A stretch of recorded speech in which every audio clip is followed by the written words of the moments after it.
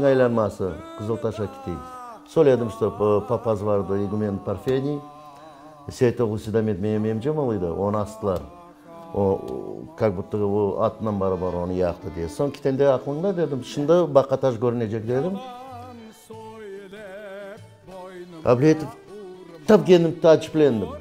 Toxtattım maşinayı, çıktık maşinadan Bakataş, zonti geldi, mini tepiye.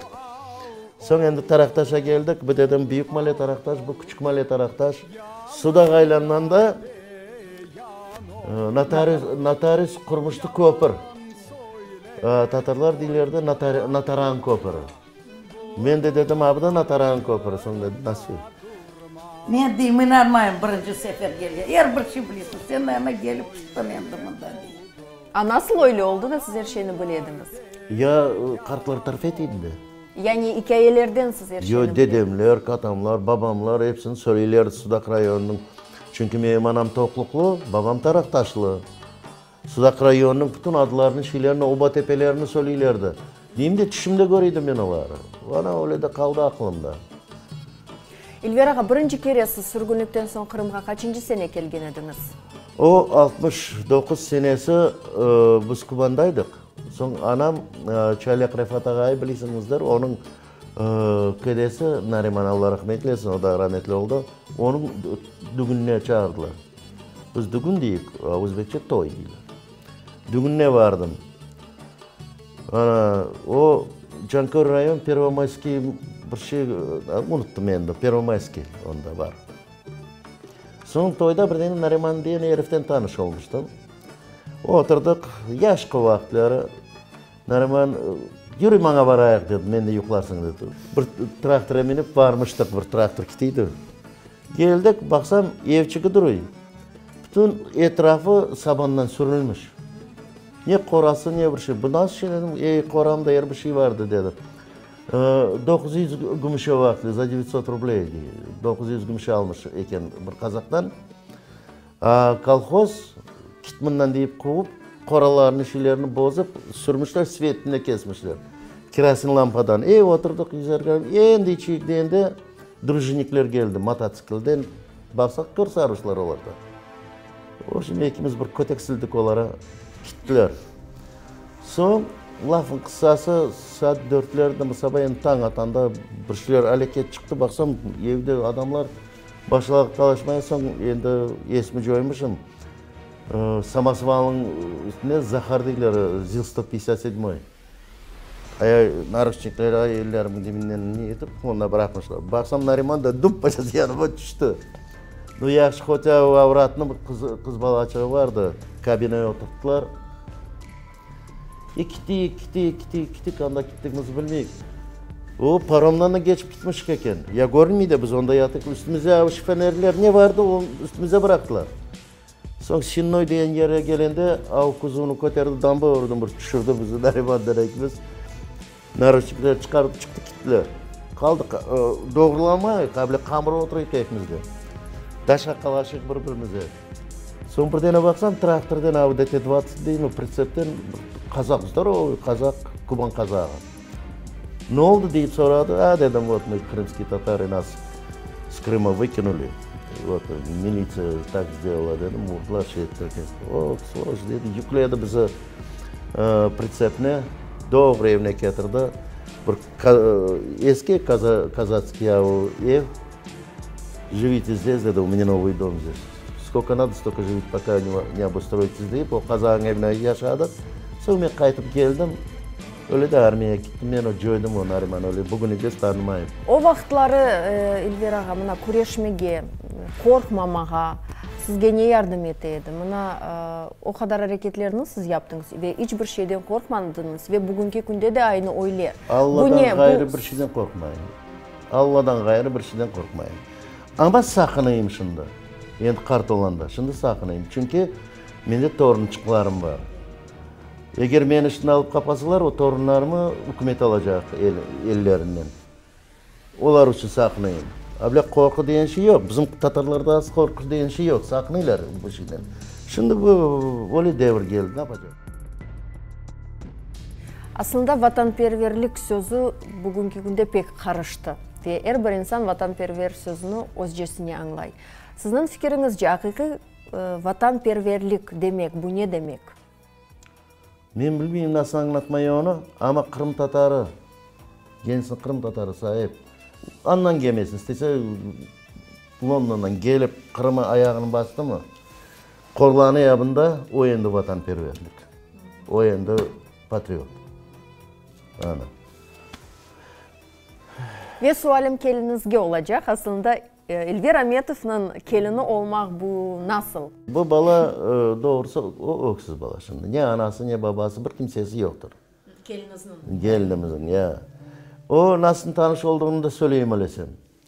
Ben burada çalışıyordum. Burada bir evler söylemişler işe alır diye. Ben de kahvem vardı yalıda.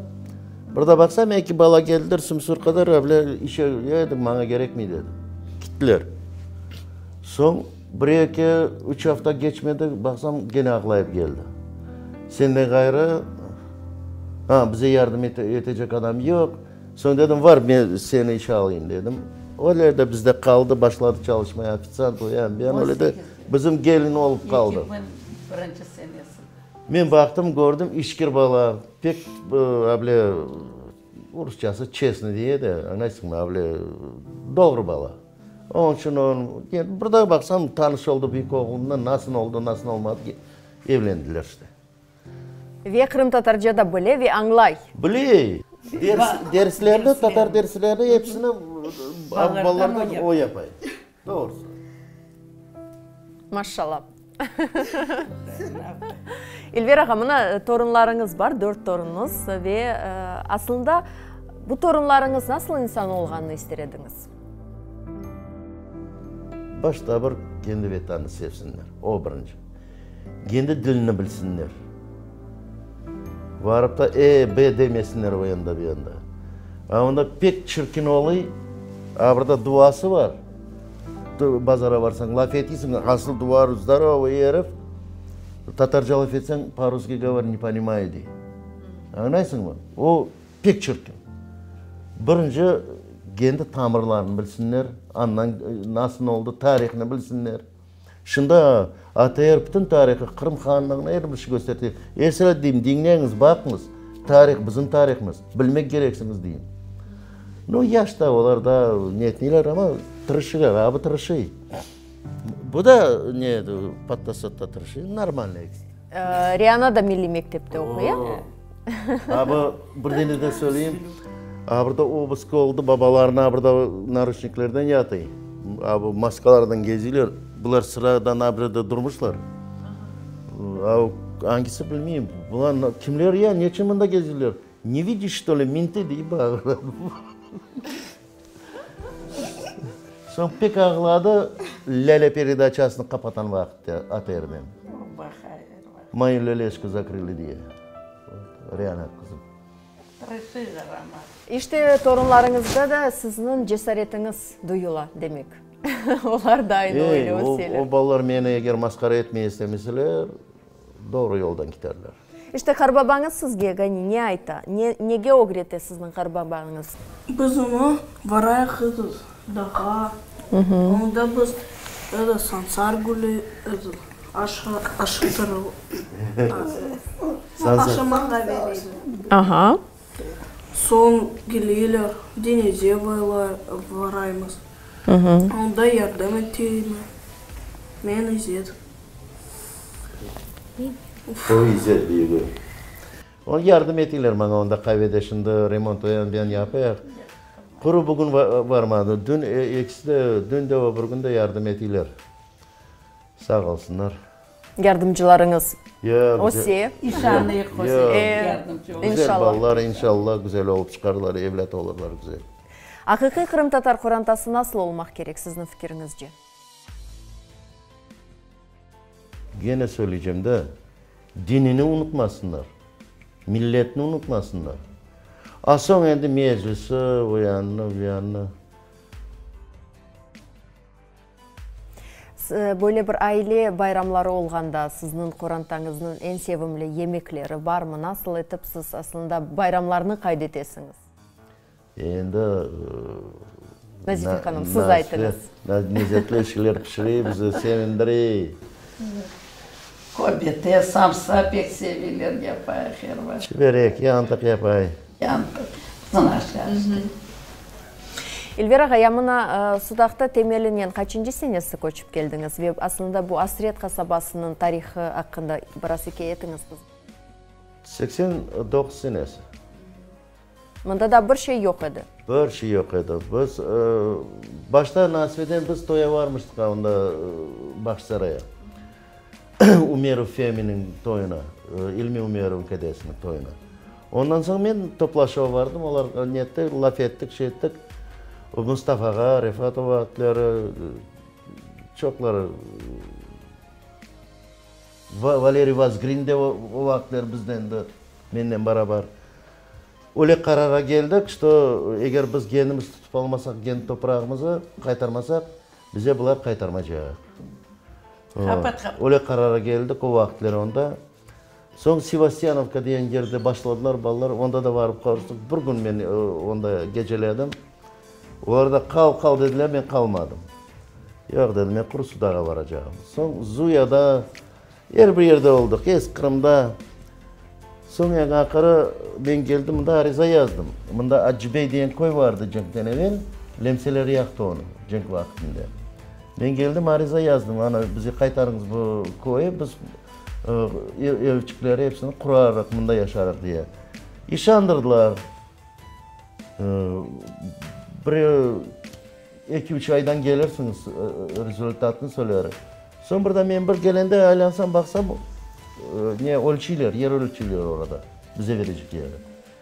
Varıp av kazaklardan laf etsem, çok ne ya av kazak? Gerekliliği var mı, tap uzak, bu yer bize istemeyik ama mecbur ediler bize almaya değil kazaklar. Orada anladım ben de ne yapmasını. Kayıttım, geldim Krimski'ye. Toplaşılar yaptık. Ana. Geldik 11. sentyabrda gelip bunda topladık. 14. sentyabrda bunlar endi geldiler aman bizi almaya bundan. Biz 40'tan ziyade adamdı çünkü bize o vakitler pek muhabbettik de. Tabi Cankoy'dan gelip dejurt etilerdi, bize yardım etilerdi. Bir 50 adam vardık o vakitler. Sarıp aldılar biz burada. Полковник Акуленко diyen vardı bunda. Команду. О, Ильвер, ты уже и здесь, да? Да. Вот автобус подогнали, ты же знаешь, все равно мы вас погрузим. Асанаға var bunda da yaşay, Allah sağlam versin. Şaz dedim, подожди, мы решим dedim. Asanağa bir dua oku. Dua okudu. Amin deyip, sıçrayıp kalktım, aldım benzini. Prokuroru, начальник милиция, Ребров vardı bunda prokuror. Начальник милиция Воскресенский. Onların üstüne de benzin töktüm. Kendi üstümüze töktüm. Ama ne kadar bala vardı hepsini kendileri töktüler benzine. Aynı dedim al dedim. O şimdi 4'e 20 dakika geçende geldiler sabah olar. İyi geliyorlar bilirsin nasıl ben kinolarda göreyim abi lemse kinolarını gösterdiler de Cenk vaktinde. Birinci skoristan taraktaştan abli eşitliydi nasıl geldiklerini. Ana ballar hepsi bir üstüne benzin töktüler, durduk bir kıpırdamayıp. Öyle baktı gördüler, aylandık kayıp gittiler hepsi. Ama ondan ögne ben ikiye bölmüştüm. 25 adam bunda kaldı, 25 adam dağa. Ablar bizi akırjat eten vakitte ben nasıl bağırdım ballar bir yana geliniz diye. Dağdan başladılar çapmaya. Ballar abında kimde bir bilmeyeyim endi server ali demiş o vakitler ballardan rastyaşkalar çekmişler tellerden dağda. Ballar çağıp geldiler abi milisa öyle bir kaçıyorlar abi rastyaşkalardan birinin üstüne o vakitler eğer abi kino olmuş olsa çıkarmış olsa onu göreceğiz. Tap abi çöplüğe kaçıp gittiler. Son kendilerine gelip gene. Son pajarnı maşinayı getirdiler. Ben dedim bak dedim şimdi yakarım maşinanı deyip. Hani göster nasıl yakacaksın da aldım butulkayı nasıl gidiyorum tez söndürdüler maşinayı aldılar. Baktı gördüler yakacak. Öyle de kaldık hani 30 yıl endi bunda yaşayıp. Toplaşıp yaptık bunda abi kuyuyu kazdık son bu toplaşıpda koyun adını istediler koymaya. Bunu kim ne diyor onda? Alime Abdinanova koyayak, bizim giroyların adını koyayak dediler. Birden ezdaş Sahrav'ın adını koyacak oldu. Son men dedim, balalar siz asiretlik çekip geldiniz betanınıza. Onun için de asiret koyayak dedi. İnika bir kimsenin canı ağırmaz. Asiret olup kaldı koy. Ve bu bir asiret Sudak'ta birinci Kırım Tatar kasabasıydı. Bir dene Kırım Tatarı yokturdu. Biz evler satmaylardı bunda. Bir Tatarı satmaylardı o vakitleri evler. O kadar gezdik. Son biz kalan son başladılar satmaya, evler satmamaya başladı, Tatarlar almaya başladı. İlver ağa, mında kelgende 30 yıl evvelsi ve bugünkü günde asiret kasabası. Aynı siz istegeniniz gibi oldu mu bu kasaba? Niye sizni kuvandıra? Ve niye sizni aksine kederleti? Evet, isteyen gibi olmadı. Biz geldiğimizden o vakitler ben istedim, herkes Afşina'dan evler yapayık, bir olsun, vremenkaları yapayık dedim. Son vakti gördük, olmadı. Herkes istedi kendi bildiğin havasını çalmaya. Hepsi bir Allah'a şükür. Vatanda yaşaylar. Kırım'da, Sudak'ta. Herkes evlerini kurdu. Bala çağaları var, torunları var endi. Evet, sevniysin. Allah sağlıklarını versin. Güzeller bunda, hepsi güzel. Var bir iki abi Ayvaz gibi söyler abi. Geziler istemiyorum onları, даже onların adlarını söylemiyor. Onların, Allah baksın onların işine. Pek mabet koy. Mabet, da birbirimizden güzellik. Güzel koy. Toylar olur, cenaze olur, Hepimiz bir oluyor, toplanıyor. Ana şimdi kısmet olsa 30 yılına toplanmaya isteyik. Çadırlar kurup bunda. Endi bizim muzikantlar işleri. Yani 30 yıllık siz kaydedeceksiniz, he? İsteyik öyle. Yüreğimizde var ama Allah bilir ne olacak yarın. Allah versin. Nazife Hanım, ya siz 89. senesini alsak, mında Kırım'a geldiniz ve yerleşivinin böyle bir ilk günlerini nasıl hatırlaysınız, nasıl idi? Men 91'de mında koçup geldim. Yani siz biraz keççe geldiniz. Onda evi sattık, Kubay'da satkancağız. Men Bağır'dan ondaydım. 4 yıl Zemlyanka'da yaşadım. Bilmiyorum, ev yaptık. 5 yıl o 4 yıl. Da, 4 yıl Zemlyanka'da. Конечно, o günler pek güzel edi bugüne bakanda. Öyle mi? Da, pek mabet edi hepsi. O Zemlyanka'da gelmegen adam yok edi. Вообще öyle şen yaşadık. Şimdi hepsi уже больно. Duvarlar yok edi, öyle horalar yok edi, taş horalar, her bir yere açık edi. Güzel edi. Birinci piket 88 senesi Zuya'nın aylanmasında men varmıştım. Ondan belli biz neler zahvat diler, samavazarat diler ne olsa da bu neler yapan vakti o vakitler просто yüreklenip yapaydık. Sevinip. O vakitler Reagan gelmişti bunda Sovet hükümetinde. Son podполковник Baranov vardı, biz Koçkarçık'ta gittik ona. O maktanmıştı. Вот, Эльвер, видишь, мы тебе вас всех за 67 adamdık o vakitler onda Zuya'nın aylanmasında. За 17 minut pogruzili в автобусы deyip maktanmıştı. Reagan'de uçup gitti ama bizi kötekleyip şey edip. Veci abladan o vakitleri birinci, neçin başladığım bu lafı, Veci abla, Allah rahmet eylesin, o kartanadan o vakitler tanış olmuştu. Ana yürekli avratlanca. Ana öldürdüler de. Ana Rusya'ya geldi, öldürdüler o Marakan'ın kahvesinde. Elver Ametov degende birden böyle bir sudaklı, korku bilmegen ve cesur insan çoğusu. Siz aynı öyle bileler ve sudak tabiatı sizde var. Ve Nazife Hanım, aslında bu sudak tabiatı ailede nasıldır, hissetildi mi, korundu mu ve evde de aynı öyle mi Elver ağa? Yok, вообще pek yumuşak adam, конечно, bana bakanda. Öyle mi? Men de işte yaşaya, men de öyle oldum. Sudaklı olup kaldım men de. Her bir şeyler var. İşte, bilmiyorum. Küçük Güzelli Nazife Hanım'ı sudaklığa çevirdiniz Elviraga. Pek çevirmiyordum gene de işte. Ve bugünkü günde Elviraga bütün bu sizin hareketlerinizni muzeyde olan eksponatlarınızı çoğusu böyle eşyalar hatırlata. Endi buna 10 yıldan ziyade bu muzey endi çalışa. Doğrusu men bilmagam, Allah rahmet eylesin, o mimardı. O ne diler mimara? Skulptör Rusçası. O skulptördu. O abi eski şeyleri pek seviydi. Men ne tapsam ona verirdim o vakitler. İşte şimdi mümkün olsa biz de kirip bakmağa istedik. Haydi bakayım. Ana göstertirim o bunu. O çünkü çamurdan yapılan. Ama babamın bundan sudaktan sürgün eten vakitte o 17 yaşına balaydı babam. Boğdayım bir şeyler alay. Ana Gorki'ye gidiyor bugün. Gorki'den Uzbekistan'a, Uzbekistan'dan Kuban'a, Kuban'dan bunda Vorun koyu var, Vorun'u götürmüştüm babamı da. Ben anama yoğurt almaya varanda ona koydu bak balam kırma bunu dedi. Niçin desin? Bile abim tarif etti babamı boğday aldığını. Dedim burada kaytarmam ben sana ana dedim.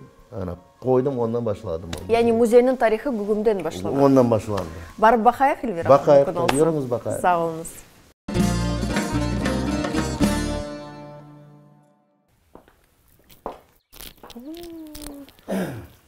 Maşallah. Yani 10 yıl içinde siz bu kadar eksponat topladınız Elvira. Yok 10 yıl içinde değil. Mende eksponatlar da başka vardı. Çardağım. Mende çardağım yanmıştı. O kadar şeyler yanıp koyup gitti. O endi tapılmayacak. Etnografический muzey deyip yazıp koyduk ama no men muzey adamı değilim. Я, скорее всего, хранитель. Bizim nelerimiz kayıp olmasın diyelim. Bu Ruslar çünkü onu parlayıp şey etip metallom azdavat ettiler. O sebepten men bunları başladım toplamaya kayıp olmasın. Bizim nesilimiz kalsın diye tırışıyım işte. Ana bunda baltalar, şeyler ana ablar tavırların baltaları abi tavır. Bizim ecdatlarımızın tavırı vardı bunda. Elviraga şimdi bularga kaytarmız. Keliniz aslında muzey neden başladı? Aslı muzey doğrusu men anama varmıştım da bu oruna o 92 mi 93 senesi anam abi gugume yoğurt koyup verdi. Mukayta ol balam dedi, kırma dedi. Ne var ya dedim böyle şeyler çok bunda her bir yerde var. Yok dedi, babam dedi neden sudaktan sürgün eten vakitte 44 senesi boğdayın bir şeyler almış buna. Ana bu gugum Gorki'ye gitti. Gorki'den Uzbekistan'a, Uzbekistan'dan Kuban'a, Kuban'dan endi bunda Vorun koyu var. Babamlar ondan ev aldılar. Onda göçtüler de benim elime düştü. Sonra anama dedim ben sana kaytarmayacağım. Orada benim aklıma geldi bir muzey yapayım diye, toplayayım böyle şeyler diye. Yani 44 senesi bu gugum Uzbekistan'a gitti ve Kırım'a kaç senesi kayıttı? 89 senesi kayıttı. 89 senesi kayıttı. Maşallah. Eğer de bu eksponatlarını alsak Elviraga, siz bunu nasıl tapasınız bularını? Satın alasınız mı ya da kıdırasınız mı nasıl? Bu Ukrayna vaktinde işim güzel gitiydi, para kazanıydım. Men aslında Akmeş'te varıp bazar var onda, Bulaşını Rınık deyler Ruslar. Ondan alıp satıp alıp getiriydim çok. Anda böyle şeylerini tapmak mümkün. Bunu böyle şey bilmeyeyim ama bu gugumlar şeyler çoksa 80% neden bazardan satıp alınan. Ama bu çornu kapatırlar deyler. Onlar böyle baltaçıklar şeyler getirirler. Ben kuru restavrasyon etip saplarını yapıp böyle koyayım. Bugünkü günde kaç tane eksponat saydınız mı? Yok saymadım. Bunda bir 60-70 tane balta kuru var. Ziyade olmasa. Çünkü satış söyleri çok. Bunda Rim var. Hazarlar var. Goti, Alani baltaları var. Evet. Size şimdi gösterdim bizim ecdatların. Ya bu baltaçıklar даже yazılı üstünde abına yazıp koydum. Evet. Tavır baltası diye, tavırların, ecdatlarımızın ablar. Bular demirden, ikisi abi da bronza. Ya bularını kaydan taptınız? Onu mında Sudak'tan bana bir tane Kazağın evinde vardı. O verdi, bular bana hudojnik gensi bileşiler toplay, o son bana verdi. Abi bizim Tatar kılıçı, bu kıyma baltaları, Uzbekler teşa deyler, biz keser deyik. Çöt deyler, keser deyler. Ablar skif baltaları, skif. Bu da skif baltası. Ana. Ya bu eksponatlar arasında en eskisi kaysı? Tavırlar ne vakit oldu? Rimler, Rimski tapağında var. Son Hazar baltası var eki ağızlı. Onu eğer alıp gitmemiş. Yok abında, burada Hazar baltası var. Müzeye aldılar da çok eksponatları. Ya Elver ağa, siz için en kıymetli eksponat var mı bu müzeyde? Kaysı biri gösteriniz. Bu en kıymetli. Çünkü aynı bundan başladı müzey. Ya en sonki bu müzeye kirgen eksponat kaysı? Nasıl bilmeyeyim. Her gün bir şeyler getirirler, onu nasıl neticesini? Yani insanlar da sizge getirirler bir şeyini getirirler, ben bakayım, son parasını veri alayım, kimisi bile bağışlayayım. Bunda bir yerde kiset var ana. Abi kiseti bağışladılar. Onun yazısı da var burada. Okumaya olsanız okunuz. Bu tap Uzbekistan'dan yollamış bana eseler. Моя родина Крым. Музафарова родилась в 1937 году Aluşta'da doğdu. Onu ana yolladılar, ben öyle kayıtçını koydum bunda. Elver ağa, aslında buna müzeyini görmege istegen insanlar kim istese gelebilir bunda ya da yok? Yok, ben koymayayım. Ben kuru mektep ballarını koyayım. Mektep ballar, o ballar temiz, anlaysın. Yüreklerine kıyışlık yok. Abile ben tırışayım koymamaya. İstemeyeyim. Bu müze evde yerleşi. Bilmem, belki bina tapıp vermediler. O kadar ariza yazdım, o kadar işandırdılar, vermediler. Bana gerekmiyor bina dedim. Yer veriniz, Sudak'ta proyektini veriniz, siz istediğiniz gibi müzeyi yaparım dedim ama müzey kalsın Sudak'a. Son endi çare tapamayıp bu eve abını pristroyka yaptım da son bunda koydum hepsini. Vermediler, öyle de vermiyorlar. Ama böyle niyetiniz var aslında. Bütün Kırım'ı müzeyine çevirmek. Eğer bana vermiş olsalar yer şehirde hepsi gelip baksınlar diye ben müze kuracaktım o vakitlerde. Endi kaka endi çarem yatıp Elver ağa, ya da şimdi nenin peşindesiniz? Yani bu müzeyini da nenin doldurmak istediniz? Da neni tapmak isteysiniz? Ben doğrusu bilmeyeyim ne tapmaya. Bana bizim Kırım halkımın hangisini olsa abi benim dedemin cezbesi abi. Benim dedem, Ahmet dedem içiydi abi cezbede. Bunu siz kaydan taptınız? Nasıl taptınız? Tapmadı ama onu bana katan verdi bu dedi. Yani sürgünlükte bu da ketken edi. Ya kendisinden beraber almışlardı dedem. Ahmet dedem. Ondan kaldı. Bana hangisini alsam o bana mühim. Hepsi kıymetli. Kıymetli evet. Ya eğer de Elver ağa mına 89 senesi siz mında kureş alıp bardınız, mında demek kuruş başlandı, kureş başlandı ve hangi eksponatlar sizge şu günlerini hatırlata? Abadiyel. Tarihini hikaye etiniz.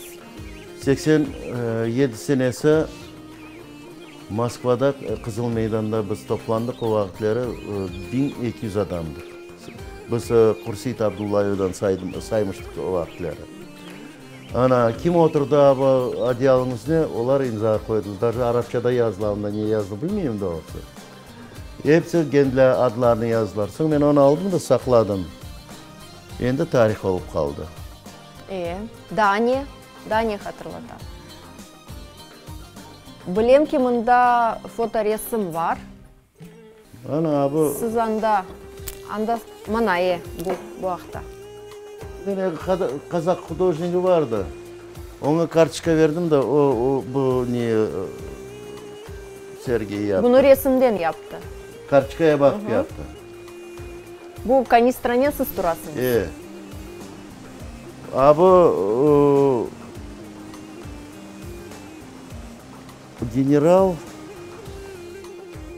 Закуренко mu ne kıyardı o Krasny Ploshchad'da. Onun kartuşkası vardı, ben de unuttum ben familiyasını. Ama onun yerine полковник Akulenko. Komandir karательного отряда bizi kötekleyen tüm Kırım'da gezip. O durmak gerekti. Onlar da işte örnek yaptı. Bu 89 senesi olğan bak. Orada yazılı ha. 14 14 sentyabr 89 senesi. Самовозвращение на родину. Da.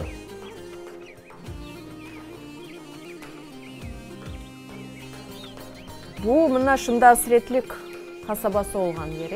Ya. Abi şimdi müzeyi duran yer. Bomboş edi. Bomboş edi ya. Ben mına kene көрем, mında.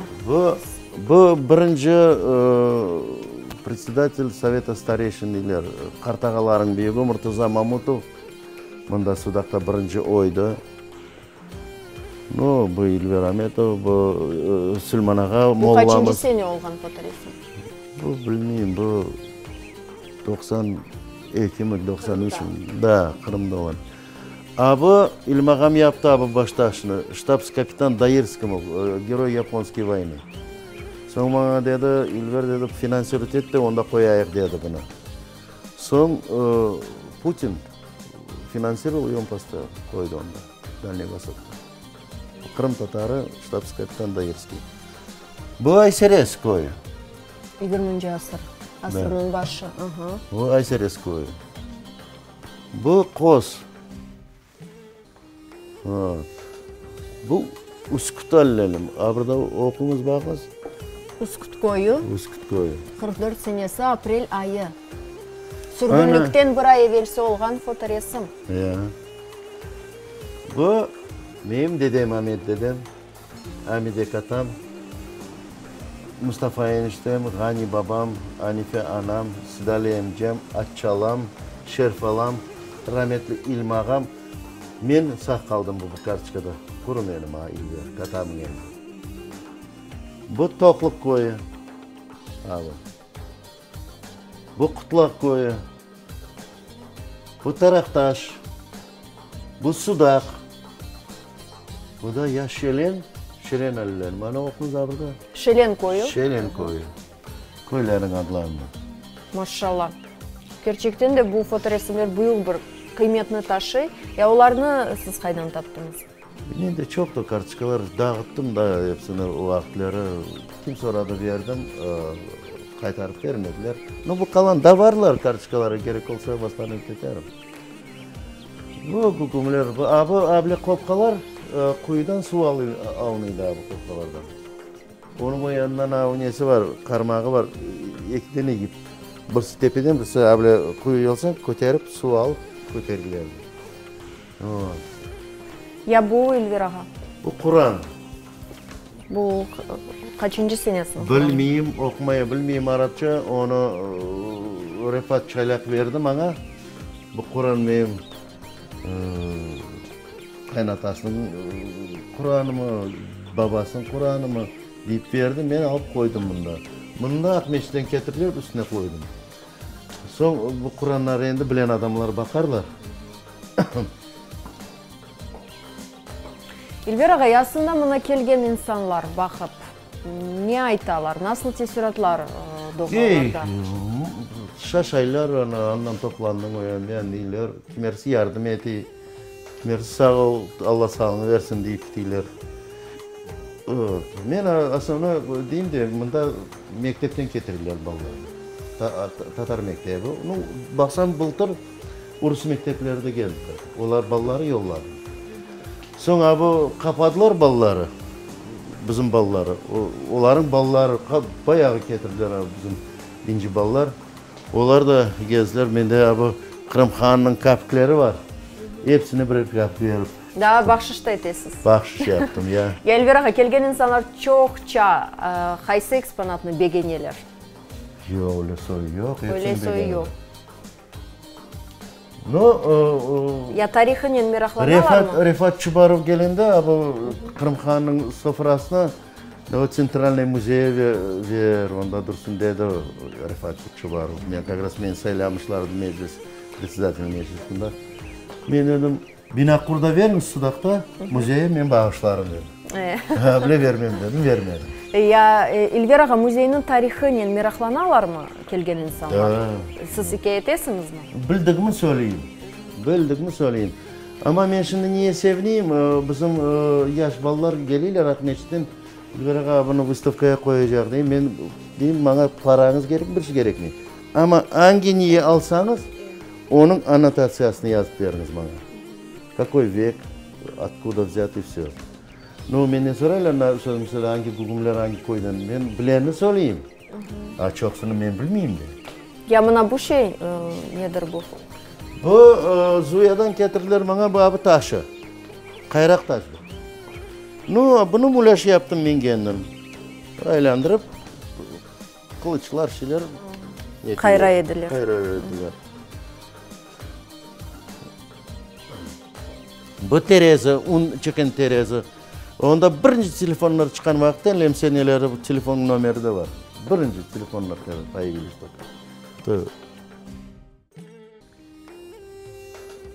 Bu cezve neden bunda getirdiler bana. Birisi getirdi, ben unuttum ben ne vakit yapıldı işte. Yani siz çok su eşyalarının tarihini bilmeysiz. Kaçıncı asır, haydan, kim taptı, kimin kedi? Yok bilmeyeyim doğrusu. Çoksunu bilmeyeyim ha. Bilenimi söyleyeyim. Mende, например, var bir kopka delikli. Üstünde usta yani yazılı. Ne vakit yapılan o. İşte Elvira ağa, sağ olunuz. Gerçekten de pek meraklı. Umut etemiz ki yakın gelecekte bu muzeyini tek mektep talebeleri değil de bütün Kırım, bütün dünya korer, bilir ve bina meselesi de nasıldır çizilir? Bina çözülse, mende öyle şeyler var saklı, onu da görürler. Allah versin. Ve bilem ki anda dışarıda da bir eksponat var, tarihi eksponat ve onu tarif etirim, onu bileyim.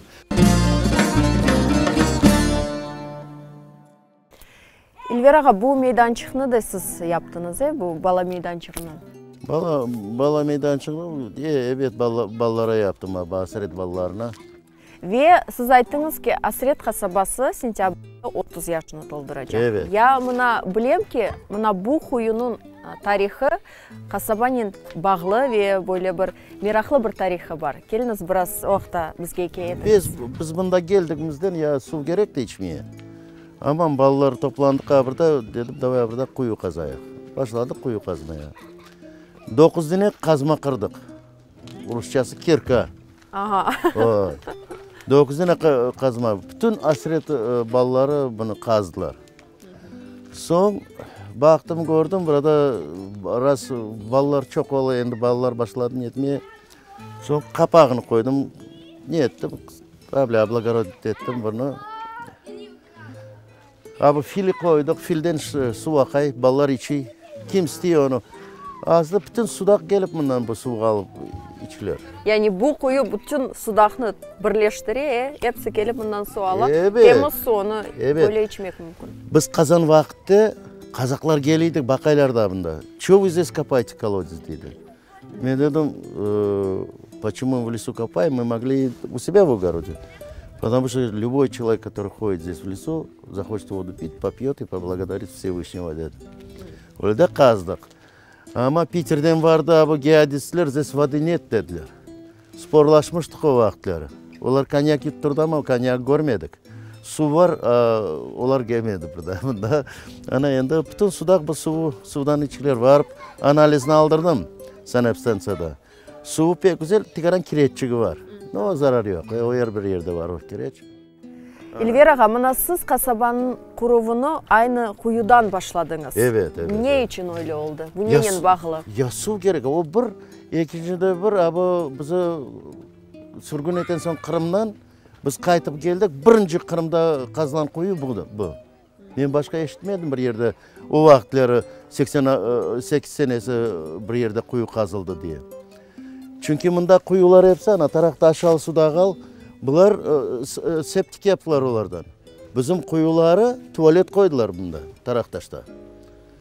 Şimdi diyeceğiz da öyle de duruyor tuvaletler oların, kuyular, Tatar kuyuların üstünde. Onun için bunda öyle ne yok, temiz su geliyor. Burada yaxşı su karışıyor. O yani istemeyeyim tarif etmeyi endi. Evden çıkanda siz bu kuyunu görüyorsunuz. Evet. Ve bu kuyu sizge nelerini çokça hatırlata? Niye hatırlatacak? Gelen vaktimizi nasıl bunda men 5 yıl Zemlenka'da yaşayıp ev kurdum bunda. Ana torunlarım oldu. Yaşayayım işte. Kim gelse onu soraylar olur, taciplenirler. Hani taciplenir? Bu bütün abimde o vaktları biz 41 adamdık. Ana 41 adam bu kuyuyu kazdı. Hepsi. Hepsi Kırım Tatarları edi. Evet. Bizde başkası yokturdu. Kırım Tatar balaları kazdı bunu. Biz bunda bunu kuyuyu kazan vakitte ayıp da olsa söyleyeceğim. Biz de pavyanda ayak yolu yapmıştık.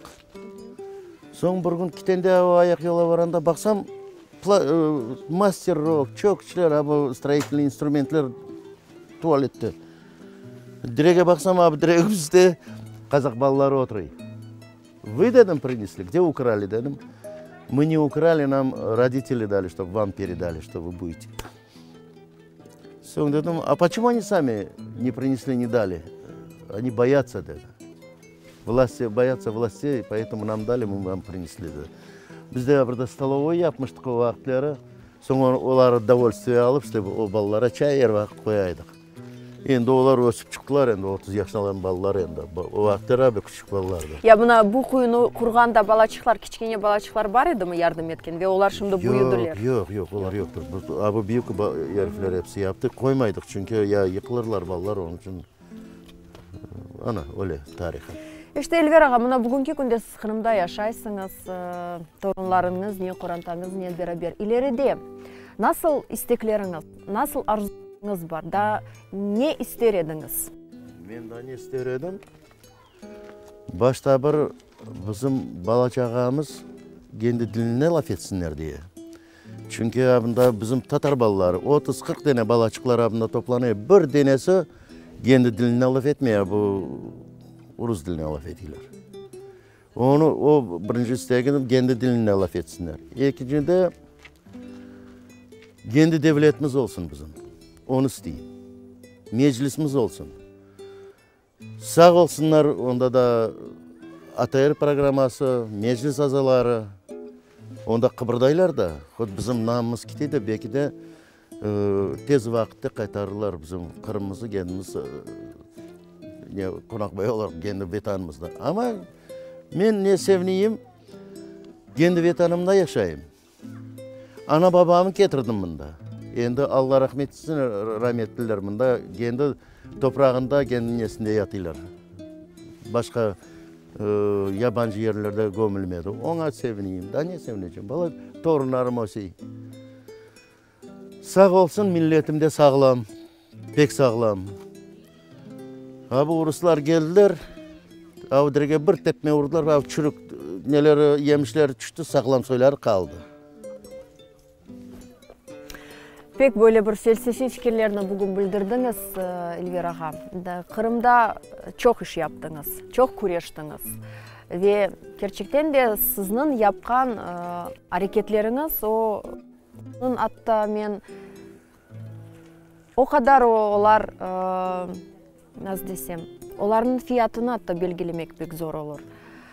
Sizge Allah Teala da çok yıllar devamında ana toprağımızda torunlarınız, ne kurantanız, ne beraberlikte yaşamakını kısmet etsin. Sağ olun. O kurum hem zasluganda o gün.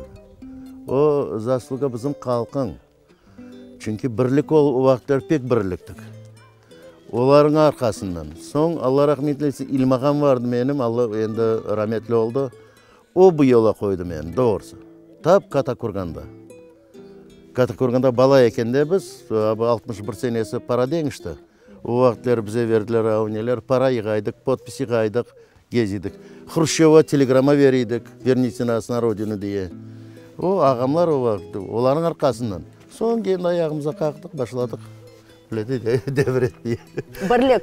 Birlik, hepsinin nesi En birlik. mühimi birliktir elbette. Şimdi de cemaatimiz pek birlikler.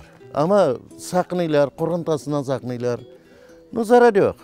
Biz başka şeylerde gördüm milletim, bunda inşallah geçer.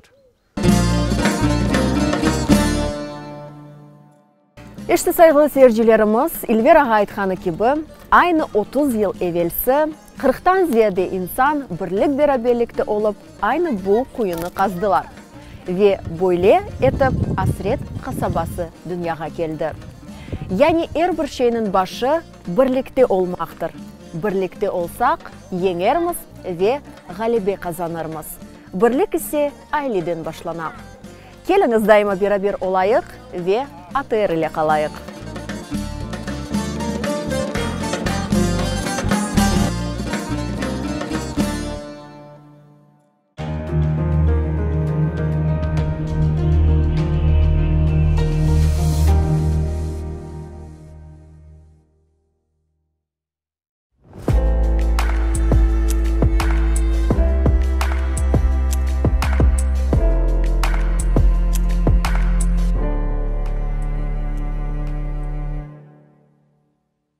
Assalamualaikum saygılı teleseyircilerimiz. Eferde gönül-gönülden yayınımız ve men sizlerni bugünkü misafirimiz ne tanış etmege isteyim. Bu filologiya ilimleri namzeti, alim, türkolog, doçent Irina Driga.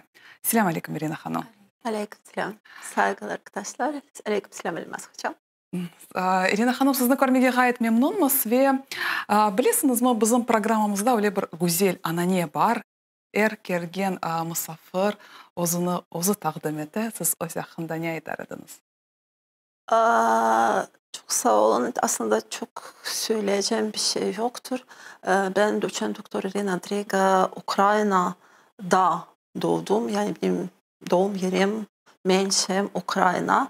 Babaanne tarafından Azak Denizi'nin güzel sahillerindeki köylerden Türk ismiyle Yangısala olarak bilinen Velika Novoselka rayonundan geliyoruz. Babaanne tarafından soy ismimiz Kaydaş. Kaydaş Yelizaveta Nikolayevna, yani Hristiyan olan ama Türkçe konuşan aslında ahaliden geliyor. Rivayete göre Kırım'dan yani göç ettirme, yerleşme bir kabilesi. Babaannemi çok az hatırlıyorum. 5 yaşındayken o vefat etmişti. Dolayısıyla azmaz tek tük Ukrayince konuşarak zaten ortaya attığı Türkçe kelimeleri hatırlardım. Onlar da tabii ki artık Türkolog uzman olduktan sonra aklıma gelmeye başladı. Anne tarafından Poltava çıkışlıyız. Poltava'daki açlık olaylarında, açlık döneminde annemin ailesi oradan kaçarak Donbas, Lugansk tarafına gelmiş, oraya yerleşmiştir. Böylelikle çocukların hayatları da yani kurtarılmıştır. Bu şekilde Ukrayince, sırf Ukrayince konuşan bir ailenin içinde doğduk. Rus okuluna gittik, Rusça konuştuk, Rusça mezun olduk ve sonra da Kiev Tarashchenko Üniversitesi'ne girdik. Kiev Tarashchenko Üniversitesi'nde ilk önce Balkan dilleri, Bulgarca, Sırpça, bundan sonra zaten Türkçe, yabancı dil olarak Türkçe öğrenmeye başladık ve nihayet Tarashchenko Üniversitesi'nden mezun olduktan sonra Türkoloji bizim hayatımız, ekmeğimiz oldu. Böyle de o gündür bugündür hala devam ettiğimiz, seve seve büyük sevinçle, büyük bir mutlulukla sürdürdüğümüz bir mesleğimize dönüşmüştür. Irina hanım, bilesiniz mi? Bana gayet meraklı, bana siz Türk dilini o kadar yüksek seviyede bilesiniz. Niçin Türk dili sizin dikkatinizi celbetti?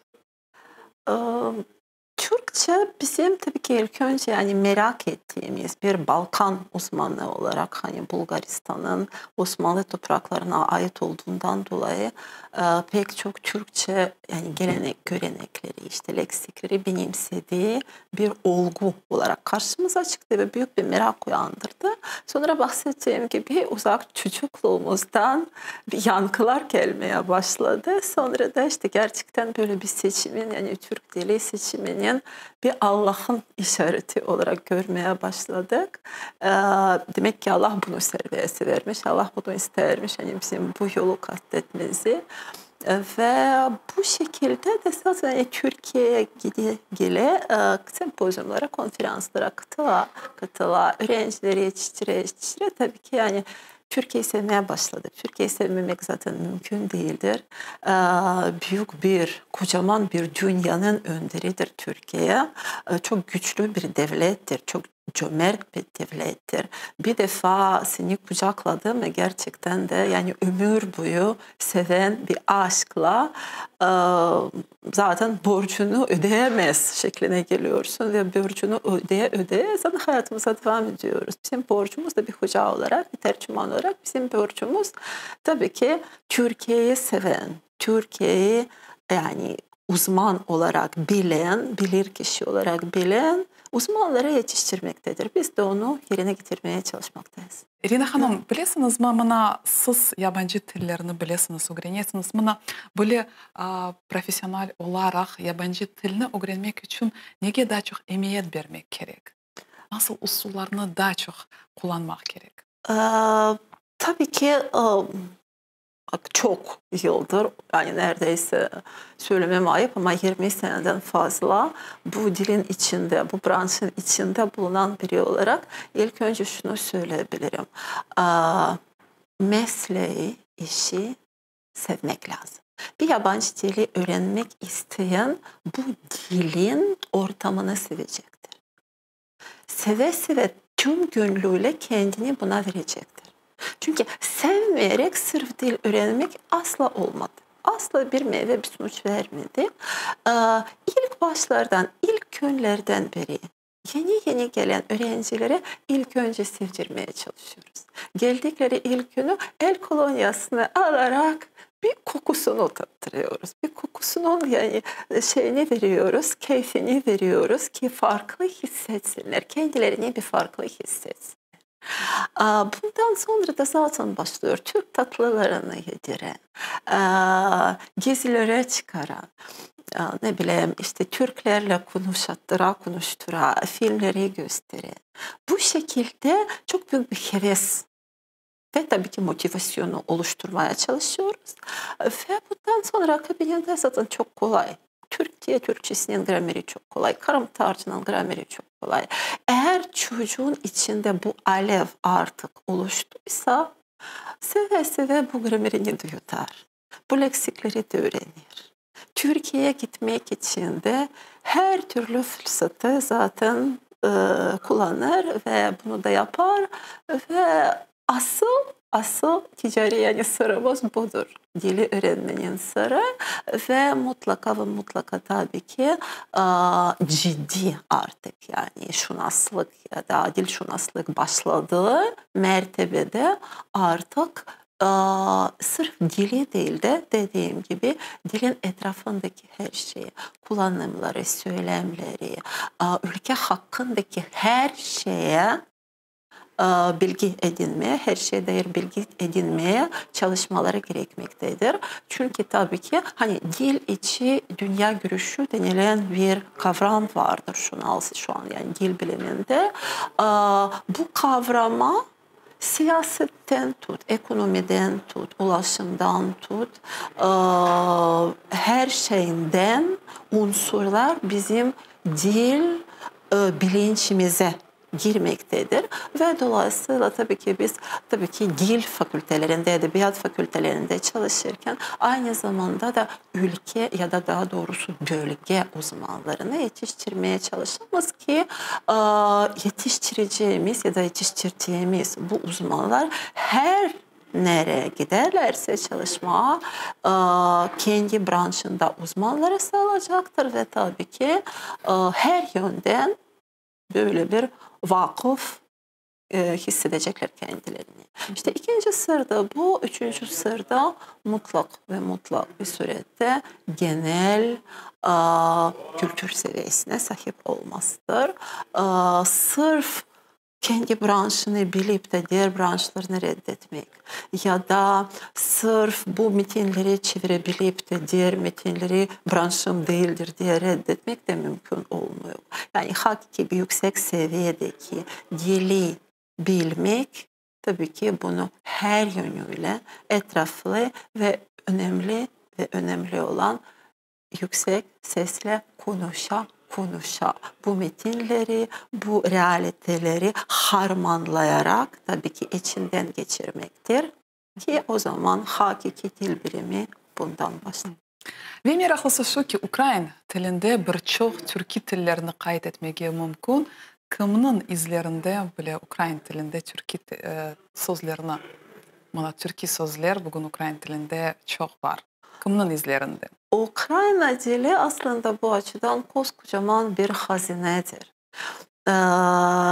Bizim 2017 yılda İstanbul Üniversitesi'ne gidip Ukrayna Dili Edebiyatı Ana Bilim dalını açtığımızda oradaki Türk öğrencilerine, Ukrayna diline aslında ilgi duyanlara ilk söylediğimiz sözler de bunlardı. Arkadaşlar biz şimdi size bir hazineyi açacağız. Niye hazineyi açacağız? Çünkü kendi Türk tarihine bakmak isteyenlere bütün bu aşamaların, tarihi dönemlerinin katmer izlerini bulmak mümkündür bu hazinenin içinde, Ukrayna dili denilen hazinenin içinde. Şöyle ki ilk mertebeleri, ilk katmerleri daha eski Slavonya dilinden başlamaktadır. Eski Kiev Rus devletinin dilinde, Kiev Rus devletine ait metinlerinde pek çok sayıda eski Oğuzca izleri bulmak mümkündür. Görev yapmakta olduğumuz Milli Bilimler Akademisi'nin Şarkiyat, Daniel Kremski ismindeki Şarkiyat Araştırma Enstitüsü'nde ortaklaşa çıkartmış olduğumuz bir kitap var. Güzel, tam bu konuyu ele alır. Türkmenistanlı alimleriyle birlikte hazırlanmıştır yayına. Türkiye Oğuzu na межах Слов'янського світу denilen bir kitap. Yani Slav dünyasının serhattındaki Oğuz Türkler konulu bu kitapta etraflı arkeologlar, tarihçiler, dilciler, edebiyatçılar, etnograflar, etnologlar bu konuyu ele almaya çalışmışlar ve gerçekten hiç de beklemediğimiz kadar eski Oğuzca katmanı büyük sayıdaki leksikler sayısı ortaya çıkmıştır. Bunlar tabii ki daha Kiev ve Poltava topraklarına yerleşmiş, kalmış bu eski Oğuz Türklerinin izleridir. Biz bunları şimdi Ukrayna'nın işte nehir adlarında görebiliriz, yer adlarında izlerini bulabiliriz ve çok metinlerde de bunların izleri bulmak mümkündür. İkinci büyük katmer bu artık tabii ki Kıpçak izlerini taşıyan büyük bir tabakadır. Bunlar çok daha büyük sayıda ve bunun tamamen tabii bir devamı olarak Kırım Tatarçadan dilimize girmiş olan leksikler ki bunlar zaten çok yazıldı, söylendi, konuşuldu gibi çok büyük sayıdaki bir katman. O kavunları, karpuzları, her şey Ukrayna dilinin içine girmiş olan. Benim için mesela bizzat büyük bir keşif, bu kadarını da beklemediğim bir keşif. Benim Türk öğrencilerimizin hazırlamış oldukları Türk balıkları ve Ukrayna balık adlarının dizini ve listesi. Çok büyük bir dizini hazırlamışlar. 200 adı kadar bulmuşlar ve özellikle akarsu balıklar adlarının Türk zaten kökenli isimlerinin olduğunu görünce hepimiz şaşırdık. Yani Türk tarafı da Ukrayna Çek tarafı da gerçekten şaşırdı görünce bu kadar büyük sahasını. Demek ki balıkçılık yani bir zanaat olarak yani Orta Çağ Ukrayna'sında gerçekten yani ya ortaklaşa gerçekleştirilen ya gerçekten büyük bir Türk etkeni ya da ekseni içinde gerçekleştirilen bir zanaat. Dolayısıyla çok büyük gururla söyleyebiliriz ki bizim dilimiz bu izleri taşıyor. Pek çok günümüz Türk dillerinde bulunmayabilen leksikleri hala Ukrayna dilinde bulmak mümkündür ve tabii ki şu an Türkiye topraklarında yetiştirilmekte olan dil uzmanları büyük sabırsızlıkla bizim arşivlerimize ve metinlerimize ulaşmak için vakit bekliyorlar, gün bekleyip iple çıkıyorlar. Çünkü bunlar için de muhtemelen bu hazine açılmış olacaktır. Şunun için bugünkü günde Ukraynalılar bugün Kırım Tatar tilini öğrenmeye intilalar, tırışalar ve Ukraynalılar ne laf etkende nasıl siz öyle Kırım Tatar tilini öğreniyorsunuz? Öyle kolay Kırım Tatar tilinde laf etsiniz. Onlar bana aytalar ki yani bizim tamırlarımız Türk.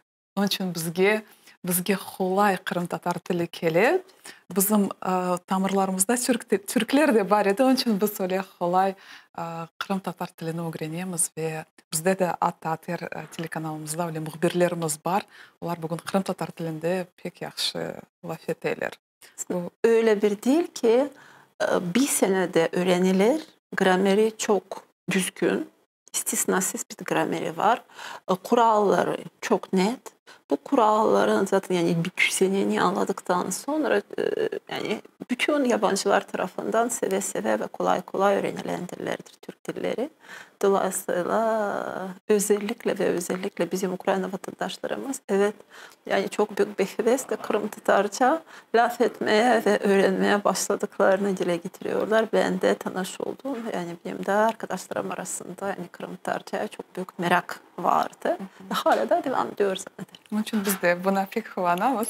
Ve daha bir mevzu hakkında sizinle söhbetleşmeyi isteyim.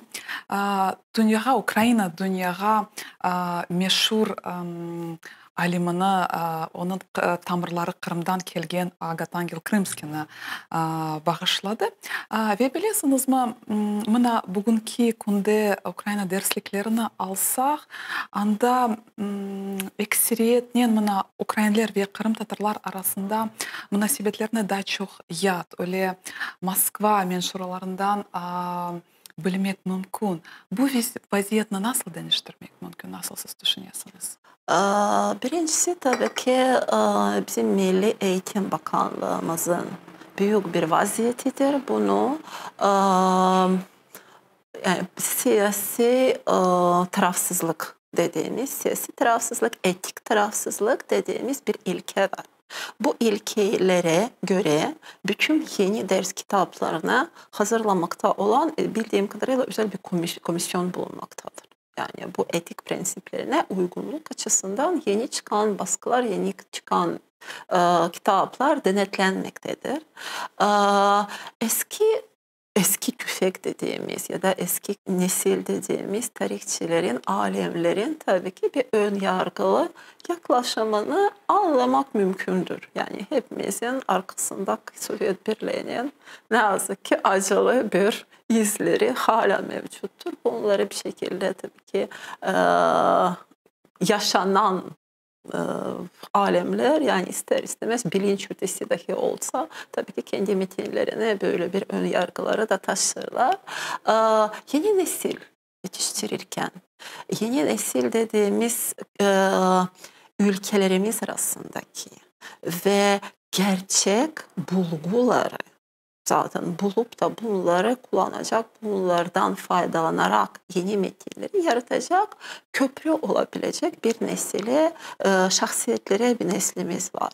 Benim büyük ümidim şu an Kiev'de yetiştirilmekte olan Kırım Ailesi Teşkilatı okulu çerçevesinde Kırım tarihi, Kırım Tatarlarının tarihi, Kırım Tatar Dili Edebiyatı derslerini görmekte olan, aynı zamanda Ukrayna okullarında okuyan Kırım Tatar balaları böyle bir köprü, böyle bir yeni nesil olabilecekler.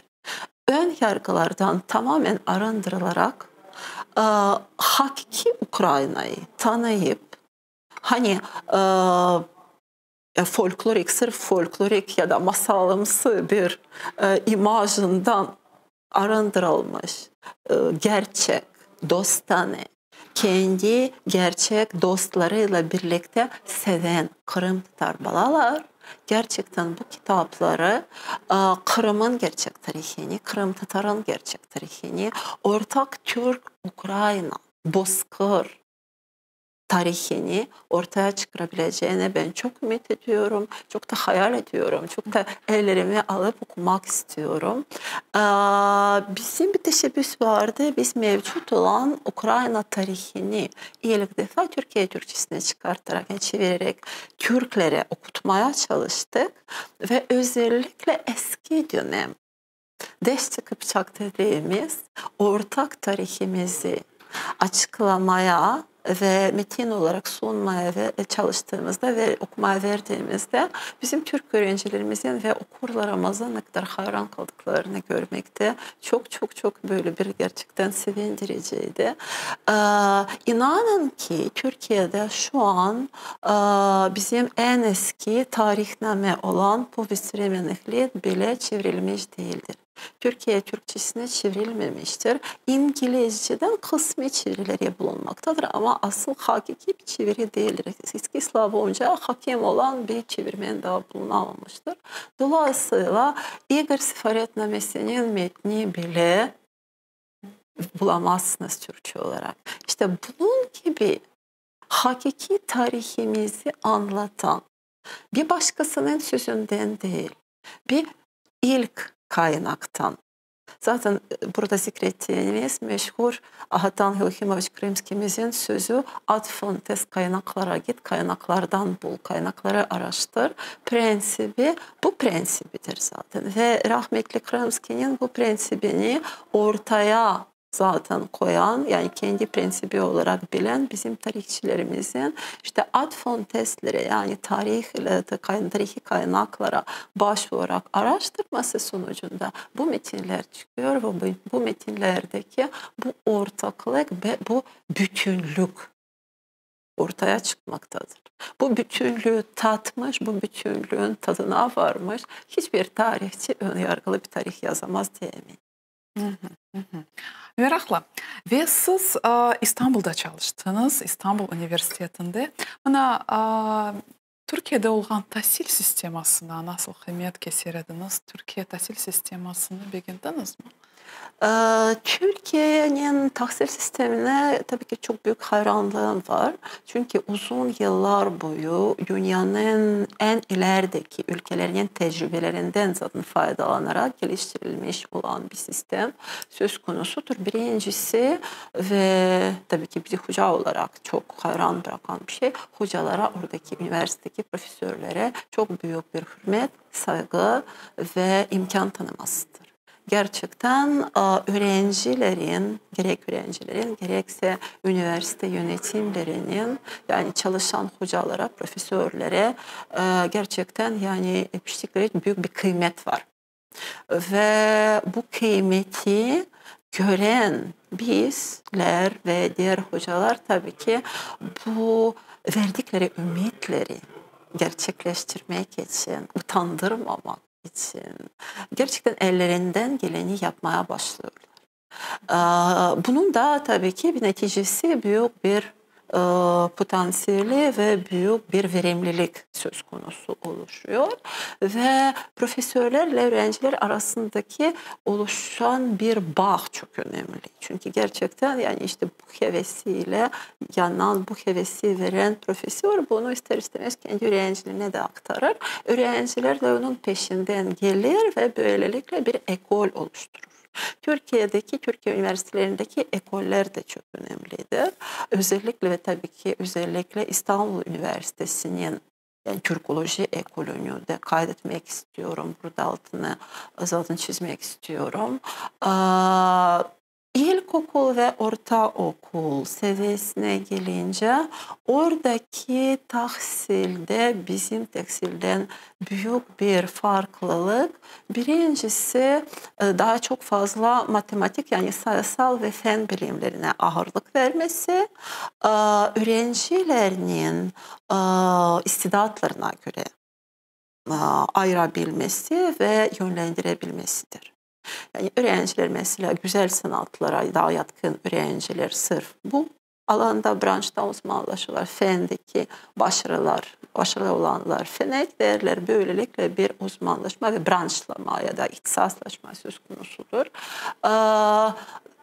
Yine de çok beğendiğimiz ve tabii ki bizim ülkemizde de uygulanmasını istediğimiz bir husus Türkiye'deki ortaokullarda elleme sistemi var ve bu elleme sistemi sonucunda başarılı olup da maddi imkanları dar olan öğrencilerinin daha başarılı okullara gidip burslu okuyabilme şanslarının tanınması çok önemlidir. Bizim pek çok okullarda öğrenciler hani pahalı olup olmayan ya da paralı olup olmayan okullarda öğrenci bir kere demeye devam ediyor. En son lisenin en son sınıflarına kadar. Öyleyse Türkiye'de devamlı gerçekleştirilen bu yetenekler denemelerinde ya da ellemelerinde başarılı şu ya da bu konuda daha başarılı öğrenciler yine maddi durumlarına bakılmaksızın seçilmekte, bunların ayrı bir listeleri yapılmakta ve artık bu istidatlı öğrencilere almak için güzel, pahalı, özel okullar sıraya girerler. Yani maddi imkanları olmayan bir öğrenci özel üniversitelerde, özel okullarda burslu okuyabilir, burs kazanabilir ve bu şekilde tabii ki yani imkanların gerçekten açık olduğu yani söylemek mümkündür ve imkanları tanıtan bir ülke olduğunu söyleyebiliriz Türkiye'nin. Gerçekten de İnşallah bizim ülkemizde bu sistemi uygulamak çok isterdik. İnşallah. Ya Türkiye'de de nasıl ananelerini yani geleneklerini beğendiniz?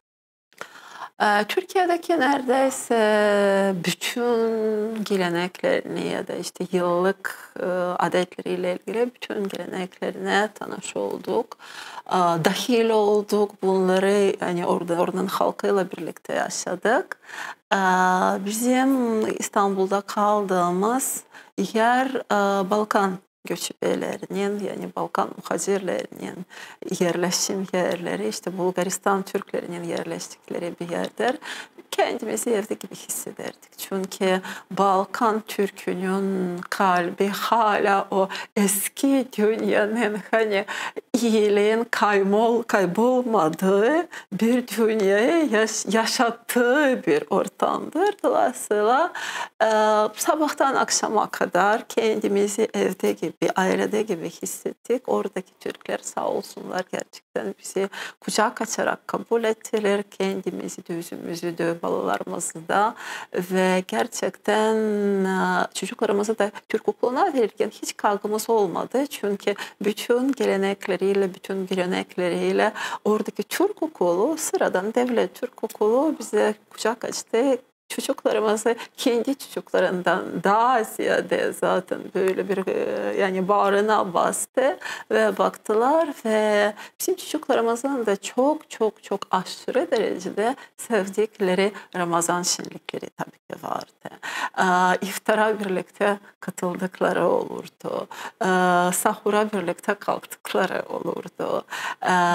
Devlet bayramlarında, milli bayramlarında 23 Nisan'da ya da 19 Mayıs'ta Türk çocuklarıyla birlikte, Türk üniversite öğrencileriyle birlikte katıldıkları bayramlara gittiğimiz olurdu. Dolayısıyla hala buraya döndükten sonra bu gelenekleri benimseyince, bu benim Türkiye'm, bu benim bayramım benimseyince bunu yaşıyoruz, yaşatmaya da çalışıyoruz. Diğer çocuklarımıza da anlatmaya çalışıyoruz. Ne güzel. Ya Kırım Tatarlarla nasıl tanış oldunuz? Bugün size tarihini ya da gününü bile söyleyememekle birlikte çok erken belki öğrencilik yaşlarımda ilk arkadaşlarımın, dostlarımın olduğunu söyleyebilirim. Daha sonra mezun olunca işte Şirket Araştırma Enstitüsü'nde görev yapmaya başladığımda birlikte doktora programları gördüğümüz pek çok sayıda Kırım'dan gelen Kırım Tatar Dili ve Edebiyatı uzmanları hocalar olmuştu. Bu hocalar bizim araştırma enstitümüzde doktoralarının savunmasını yaparlardı. Ve tabii ki çok büyük dostluklar buradan, o sıradan başladı. Ve o günden beri hala bugüne kadar süre gelen, devam eden dostluklarımız var. Ve her zaman yani Türkiye'nin ayrılmaz bir uzantısı. Türkiye ya da Osmanlı şöhretinin inanılmaz bir zirvesi olarak Kırım Hanlığı'nı da görürdük. Başsıra her geldiğimizde gerçekten bu Osmanlı ihtişamını, Osmanlı devletçiliğini yani hissederdik. Gerek mezarlarınıza bakarak, gerekse saraydaki yazılarınıza bakarak ya da kitaplarınızı karıştırarak ve dolayısıyla büyük bir zevkle Kırım Tatarlarla ilgili, Kırım Tatar diliyle, edebiyatıyla ilgili mevzu araştırmaya başladık ve yine de burada Bilimler Akademisi'ndeyken özellikle 2014. yılından sonra Kırım Tatarcanın tehlikedeki bir dil olarak gelişmesine, durumuna ve kurtarılması için ya da gelişmesi için gereken tedbirlerin alınmasına çok büyük ilgi duyduk ve merak duyduk. Ve başlattığımız bir proje vardı aslında. Yani Kırım Tatarca tehlikedeki bir dil olarak tanıtmak, dünyadaki tehlikedeki dillerle uğraşan uluslararası şemsiye teşkilatlarına bunu sunmak, zaten farkındalık yaratmak ve bu farkındalığı yaratınca bizim Kırım Tatarlarımıza, bizim Kırım Tatarca hala konuşurlara bir nevi destek sağlamak idi. Asıl gayemiz oydu. 14. yıldan zaten bu yana bunu sürdürmeye çalıştık ve mesela İstanbul Üniversitesi'nde ilk defa, yine tarihte ilk defa Çağdaş Türk Dilleri bölümü çerçevesinde Sayın Bölüm Başkanı Profesör Doktor Mehmet Ölmez Hoca'nın gayretiyle ilk defa yeni bir ders vermeye başladık. Dersin adı Ukrayna'daki Türk lehçeleriydi. Kırım Tatarca, işte Urumca, Gagauzca, Karayca, Kırımçakça, Ahıska Türkçesi ile ilgili ilk defa etraflı bir şekilde metinleri de okutarak, sesli kayıtları da dinleterek, masalları da çevirterek çok büyük sayıdaki Türk öğrencilere bizim Ukrayna'daki bu servetimizi de tanıtmaya çalıştık.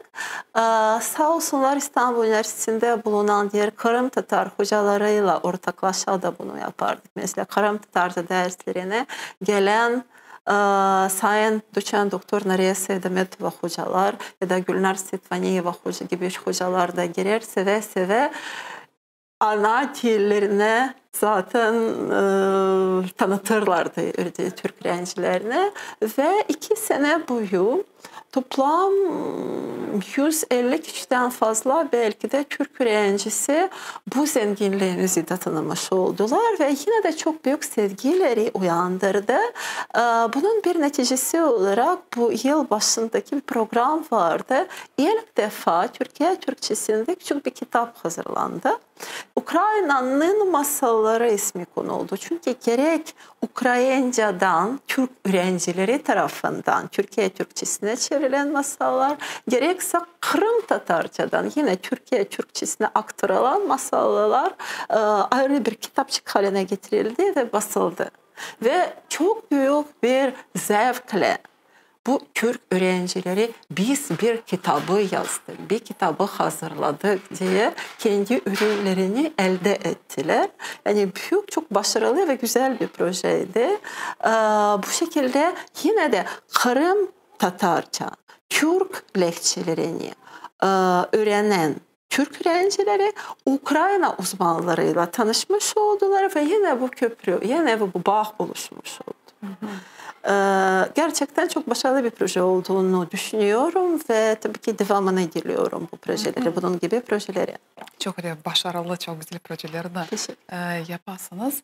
Ve bana Kırım Tatar tili bugün bana siz aytınız kafa aslında gerçekten de bana biz öz ara ana tilimizde Kırım Tatarca laf etmeyimiz çünkü daha çok Rus tilinde. Yani tilimizni yaşatmak, Kırım Tatar tilinde laf etmek, öyle bir adetini canlandırmak, Kırım Tatarlarga nasıl tavsiyeleriniz olur? Bir tehlikedeki dili canlandırmak zaten mevzusuna girmektedir sizin sorunuz. Bu soruyu herkes sorar. Kırım Tatar özleri kendileri de yani sık sık gelip sorarlar. Bizim Kırım Tatar balalarımız da yani okurken dersler esasında ebeveynleri yani anne babaları da bizlere gelerek bunu da sorarlar. Aslında bu branş bütün dünyada çok gelişmiş bir branştır. Tehlikedeki bir dilin tekrardan canlandırılması yani revitalizasyonu ya da hiç olmazsa artık tamamen gitmişse ki inşallah sizin yani benimle laf ettiğinize göre öyle bir durumumuz Allah'tan söz konusu değildir. Eğer tamamen kaybolmuş bir dil ise son konuşuru kalmadığı durumda yani böyle bir dillere tamamen kaybolmuş bir dil denilir. O zaman hiç olmazsa belgelendirilmesi yani dokümantalizasyonu söz konusu olmaktadır. Bu konuda çok büyük, dünyada çok büyük merkezler var faaliyet göstermekte olan Amerika'daki Smithsonian Enstitüsü'nden tutarak Avrupa Birliği'ndeki yine de çok başarılı üniversitelerde çok başarılı departmanlar var ve bunların zaten yaklaşım ve ilkeleriyle bir konuşuru dahi kaldıysa dili tekrar canlandırıp nesilden nesile aktarılmasını mümkün kılan yollar var diye bir müjde veriyorum. Ama tabii ki bu müjde 3 şartla gerçekleştirilebilir. Birincisi yani hiçbir mucize değildir. Günlük yaşamında zaten gerçekleştirilen bir şeyler. Bir örnek, başarılı bir örnek vermek gerekirse neredeyse tamamen kaybolmuş, gitmiş bir dil olarak sayılan Litvanya'daki Karayca. Litvanya Karaycası'nın canlandırılmasına dair tedbirler alındı. Stockholm Üniversitesi'ndeki, Uppsala Üniversitesi'ndeki hocalar ve Oxford Üniversitesi'ndeki hocalar ortaklaşa bir team yani bir takım kurarak öyle bir tedbirleri aldılar. Seneden seneye yapılan, gerçekleştirilen etkinlikler sonucunda gördük ki birkaç sene içinde genç nesilde dili kullanmaya ve öz çocuklarına aktarmaya başladılar. Bunun iç şartı var demiştim. Birincisi tabii ki devletin gerekli altyapısının hazırlanmış olması. Yani mevzuat çok önemli. Mevzuattaki tedbirler çok önemlidir. Avrupa Birliği'nde biliyorsunuz tehlikedeki dillerin canlandırılmasına dair pek çok yani maddeler var mevzuatlarda, kanunlar var. İkincisi gerekli tabii ki ekonomik kaynaklar.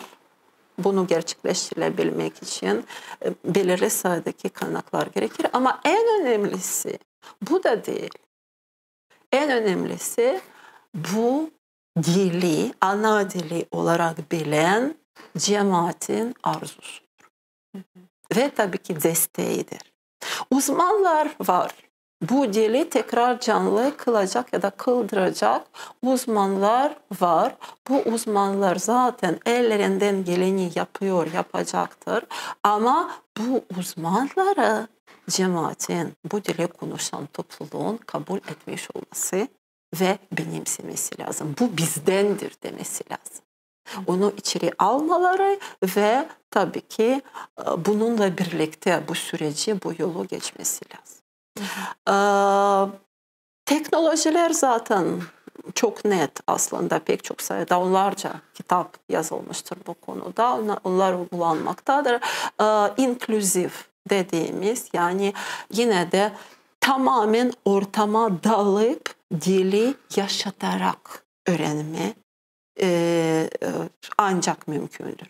Yani sen bu dili sırf gramer kitabını alıp da maalesef büyük üzüntüyle bizim Kırım Tatarca ders kitaplarımızdan da zaten bahsediyorum. Çünkü bu ders kitapları bütün netlikle, güzellikle birlikte komünikatif amaçlı ders kitapları olmayıp da daha fazla gramer kitaplarıdır ya da işte orta üretimdeki derslerde uygulanacak kitaplarıdır.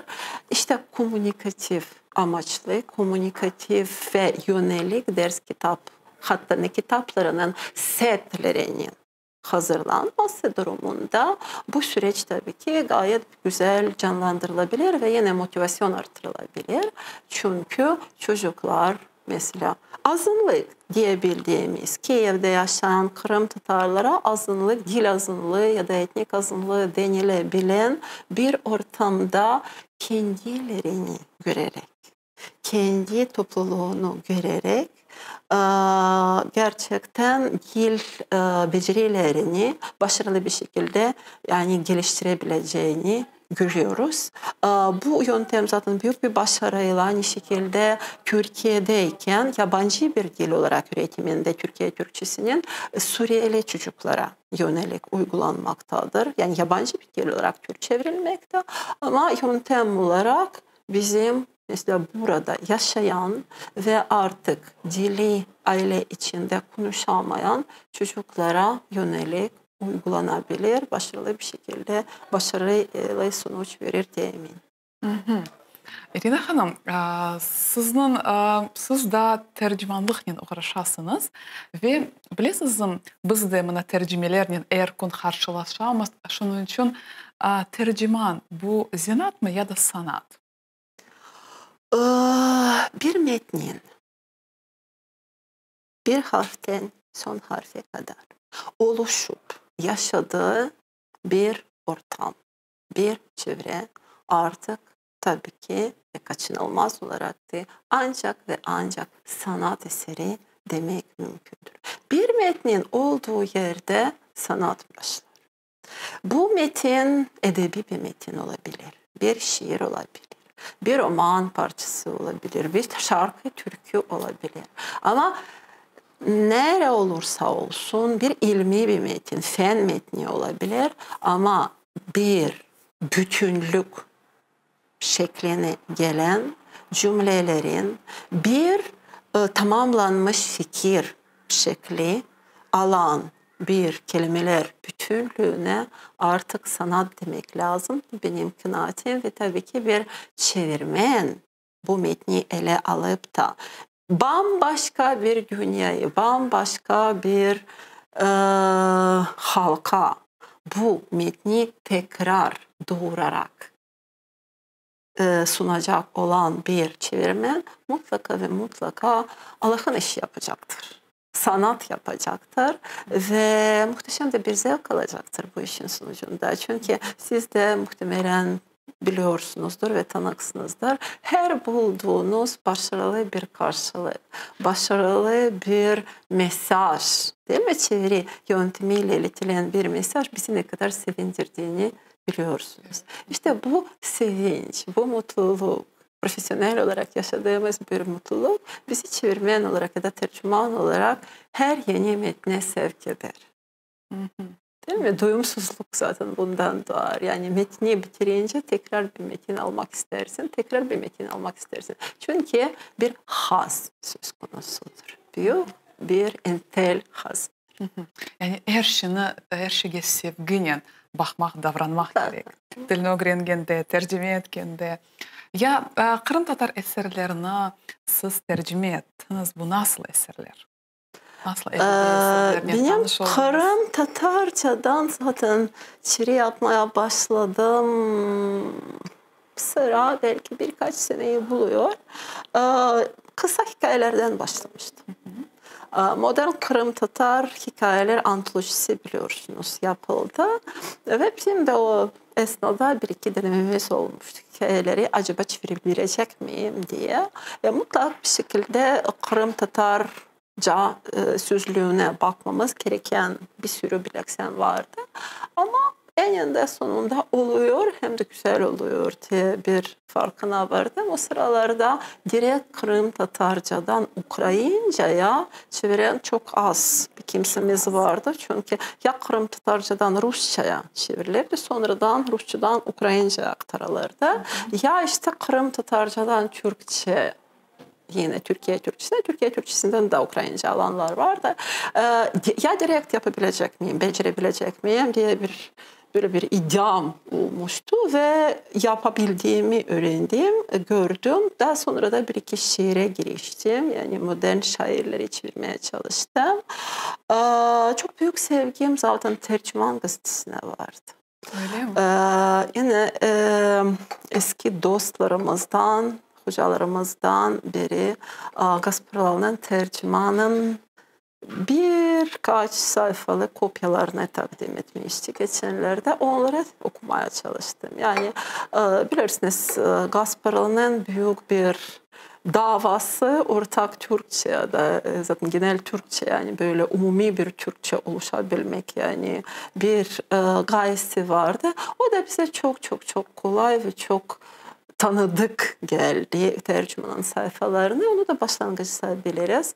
Daha sonra Ukrayna okurumuza bu Kırım Tatar mevzusunu, bu hakiki Kırım Tatar tarihini nasıl tanıtabiliriz diye fikrinden yola çıkarak Türkiye'de çıkıp çok büyük okur sayısını bulan ve çok popülerliği kazanan iki kitap elime ulaştı. Sera Menekay isimli Türk yazarı, İzmirli kendisi, İzmir'de yaşamaktadır ama meşhur Kırım Tatar Menekay soyundan gelen Sera Hanım'ın iki romanı var. Aluşta'dan Esenliyeler ilki.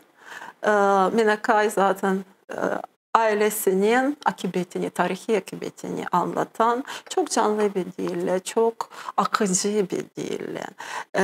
Herkes 7'den 70'e kadar zaten bu romana ve Kırım Tatarlara aşık edebilen, sevdirebilen satırları var bu romanın. İşte bu romana girişecek. Daha sonra daha onun çevirisini bitmeyince Sera Hanım'ın daha bir romanı, yine Gasparov'un kızı olan romanı yine de yazdığını öğrendik. Onu da aldık çeviriye ve yine de Türkiye Türkçesinden tabii ki Ukrayince çeviri.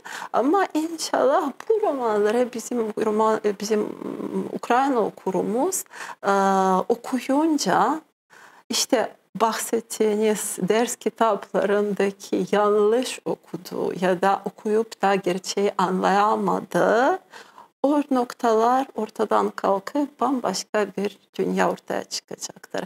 Bu romanların çevirisi de Türk Kültür Bakanlığı'nın desteğini buldu. Türk Kültür Bakanlığı'nın zaten gerekli desteğini verdiği bir TEDA programı var. Türk Edebiyatı'nı dünyada, yurt dışında tanıtma programı.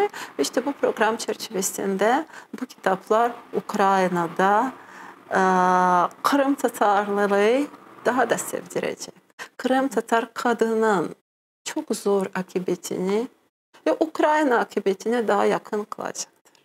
Ne kadar yakın, ne kadar aynı, ne kadar bir bütün tarih içinde olduğumuzu bir kez daha göstereceğini düşünüyorum. Irina Hanım, bilesiniz mi, şimdi biz öyle bir öyle acı dava yaşayımız, yani mana Kırım meselesi ve bugünkü günde herkes çok hayta mana vatanseverlik, milletçilik hakkında. Mana siz Türkiye'de yaşadınız, gördünüz, Türklerde ayrı bir vatanseverlik, ayrı bir milletçilik var.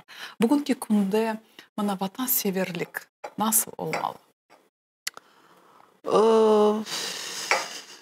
Çok tartışılan ve çok konuşulan bir konu. Çünkü gerek Kırım Tatarlılıkta geliştirilmesi gereken, gerekse Ukraynalılıkta da geliştirilmesi, hala geliştirilmesi gereken ve büyük eksiliği olan bir duygudur. Vatanseverlik, milletseverlik. Münasebet oldu. Çok şey tartışıldı. Bugün yeri var mı? Bugün yeri yok mu? Zaten o kadar büyük sayıda bizim topraklarda yaşamakta olan Rus ahalisine saygısızlık olmaz mı? böyle bir mecburi ya da zaruri tedbirler uygulanması. Biliyorsunuz Türkiye'de bu açıdan devletin desteği de çok büyüktür. Devletin bekleyişi de çok büyüktür. Ama bütün halkının da olağan bir hevesle, yani devlet söylese de söylemese de o vatanseverliği canlı tutma ve yaşatma hevesi vardır. İşte o hevesi aşılamak lazım. Bizim iki halkımızı aşılamak lazım aslında. Bayrak gününde bayrağı çıkarmaz. Bağımsızlık gününde bağımsızlığından kıvanç duyması gibi mevzular. Ukrayna okullarında milli marşı söyleyebilmesi, milli liderleri tanıyabilmesi. İki halkız, tek vatanız. Ukrayna okullarında benim şahıs görüşüm ve şahıs mevzum milli marşının ardından da Kırım Tatar marşının çocuklara tanıtıp öğrenebilmesi çok iyi olacak. Böyle bir tedbirler 90'lı yılların başlarından beri uygulanmaya koyulsaydı eminim ki bugün tabii ki faciasını yaşadığımız 2014 olayları mümkün bile olmayacaktı. Türkiye'de milletseverlik, vatanseverlik o kadar kutsal, o kadar içine, iliklerine kadar girmiş bir duygu ki gerçekten bunu hiçbir hükümet, hiçbir değişen çevre değiştiremez. Kolay kolay değiştiremez. İşte bu ülkede de gerek bizim, gerek sizin halkınıza, zaten bir tek halkımıza bunu bu şekilde iliklere kadar geçirmekte artık çoktandır sıra geldi. Bunu ilk başlardan, çok küçük yaşlardan beri başlatmak gerekir. Kreşlerden başlatmak gerekir. Türkiye'deki kreşlerde çocuklar Atatürk portreli tişörtlerle gelirler. Bunları onlara anne babaları giydirirler. Çünkü bu anne babaları kendileri de bu tişörtleri giyerler. Ve marşları çocuklarıyla birlikte söylerler. Bizim anne babalarımız kendi çocuklarına işte o yaşlarda bizim türkülerimizi, bizim kahramanlarımızı, bizim hanlarımızı söylemeye, anlatmaya ve gurur duyarak kendileri bunu yaşamaya kalkarlarsa işte bizim de neslimiz öyle bir nesil olacak. Yani çekinmemek lazım. Evet. Bu tedbirlerden çekinmemek lazım. Ama Irina Hanım, mana Kırım'ı gayip ettik. Siz bunu duyasınız mı? Ecnebilerden daha çok duyduğum oluyor. Ecnebilerden duyunca da ay nasıl olsa hiçbir şey yapamazsınız, ellerinizden geçti, gitti gibi, yani bitmiş bir sonuç gibi bir ortam oluşturulmaya çalışıyor. Ukraynalılar arasında tabii ki yine de bir hemfikirlik yoktur bu konuda. Yani iyimserlik de var, iyimser olanları da var, kötümser olanları da var. Nasıl bir tepki vereceğimi de bilemiyorum. 14. yılda hala gözümün önüne gelen bir manzara var. Küçük yaştakilerden biri, yani ortaokullardan biri, Kırım Tatarlardan biri, ama Türkiye'de yaşayan Kırım Tatarlardan biriyle bir araya geldik. Ve çocuk bana hani büyük bir hoca geldi diye böyle bir aşağıdan yukarıya gözleri kaldırarak hocam bizim Kırım'ımızı ne zaman geri alacağız diye sordu o noktada. Yani benden bir gün istedi. Bir gün söylememi istedi. Hocam mutlaka bilecek diye. Ve tabii ki her zaman böyle bir laf, yani söz konusu olunca ben bugünü hatırlıyorum. Gün tabii ki söylemek imkansızdır.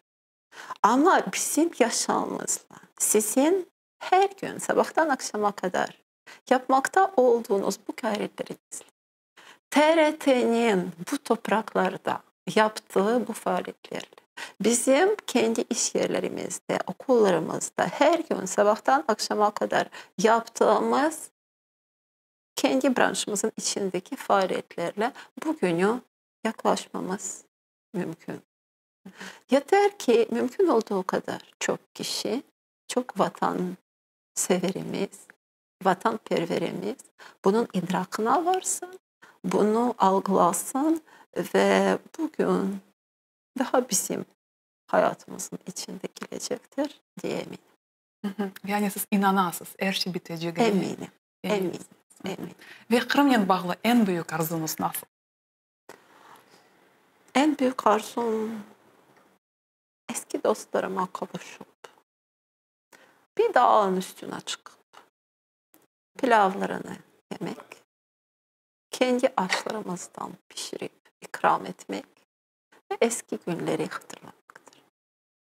Bu yıllar yokmuş, ayrılık yokmuş gibi bir çay birlikte içmektir. Bir Özbek usulü çay içmek. Özbekistan'ı hatırlatmak. Ama 2014'ü hatırlatmak dostlarımıza. Hele iple çektiğimiz günü göremeyecek kartlarımız almaktır. Çünkü bilirsiniz, malumunuz pek çok akrabamız, yakınımız oralarda bugünü bekleye yani bulamayıp da vefat ettiler. Yine güzel günleri yaşamak istiyorum Kırım'da.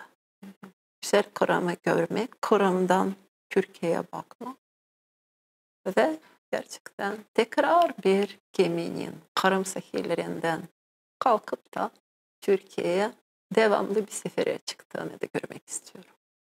Amin. İnşallah. Amin. Çok sağ olunuz Irina Hanım. Bilesiz ama sizden laf etkende sanki öyle yakın Kırım Tatarı'nın, yakın öyle gönüldeşinen laf etkenim oldu.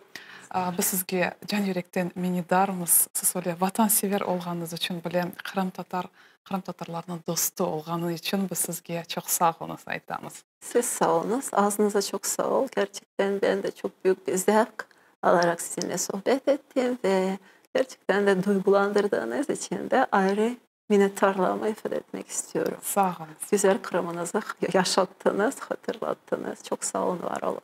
Sağ olun. Saygılı teleseyircilerimiz, mana bu güzel noktada programımızı yekunlaymiz, hatırlatan programımızın misafiri Kırım Tatarlarının yakın dostu olgan filologiya ilimleri namzeti, dünya boyunca meşhur alim Irina Dryga olgan edi. Bizlerini daima seyrediniz, çünkü bizlerinin daima meraklı.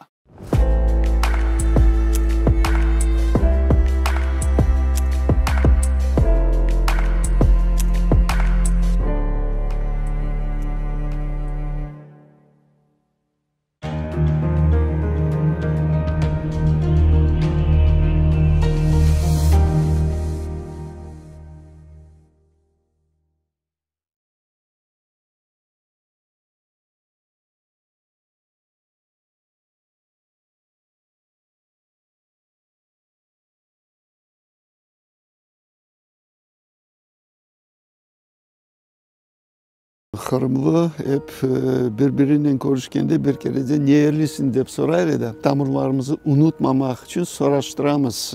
Adam Kırımlı olgansan, özünü Kırımlı duygansan, doğandan, dahasından indi vatan hasretliği bizim kanımıza süt, yani ana sütüyle beraber sindirileydi. Sapşeni tas, duydum duymadım, çantam hazır olgan gibi bir kereden, bilmiyorum, can alevinin içimden hiçbir sual bile doğmadı. Gideceksin mi, gitmeyeceksin mi?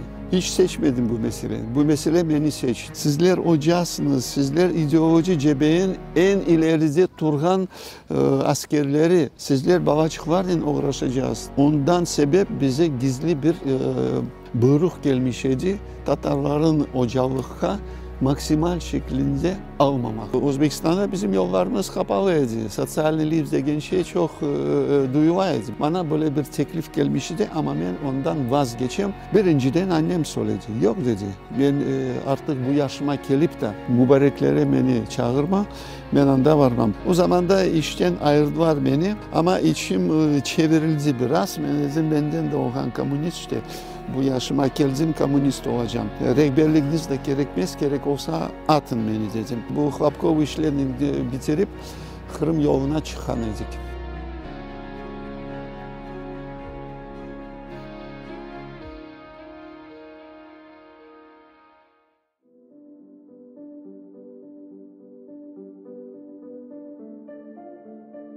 Ожалық зенаты әр вақыт en ahır зенаты деп sayılaydı.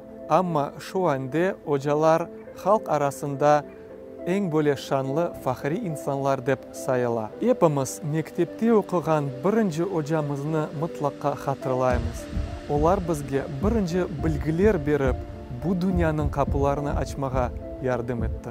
Bugünkü Takdir Yolları programımızın musafirini tek Kırım'da değil de onun dışında bile çok tanıganlar var. Onun mezunları dünyanın en prestij üniversitelerini bitirip bugün büyük işlerde çalışmakta. Ve bugünkü musafirimiz Kırım'da ve Ukrayna'da nam kazangan hoca Mehmet Ağa Kangiyev. Geliniz onu Takdir Yollarını öğreneyik.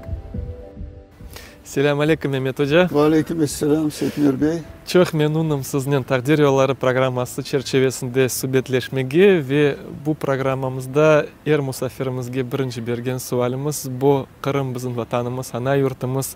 Siz özünüz tamırlarınız Kırım'dan nereden? Evet, Kırımlı hep birbirinden konuşkende bir kere de nerelisin deyip soraydı da. Bu da hem adetleşip kaldı. Bir taraftan çok güzel, yani tamırlarımızı unutmamak için soruşturamız. Anan nereden, baban nereden, dedelerin, bitavarın. Ben yalı boyluyum, Partnitli Degirmenkoy. Anam Partnitli Tantanavar'dan, babam da Degirmenkoylu Kangiler'den. İşte yalı boyun en büyük koylerinden işte Degirmenkoy ve Partnit sayılaydı.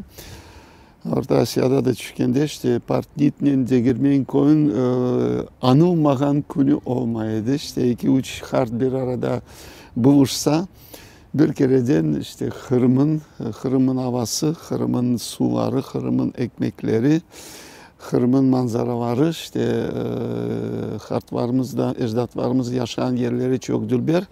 Ben çok varaydım Kırım'a. Vargan sayında Partnit Degirmenkoy mutfağa ziyaret eteydik.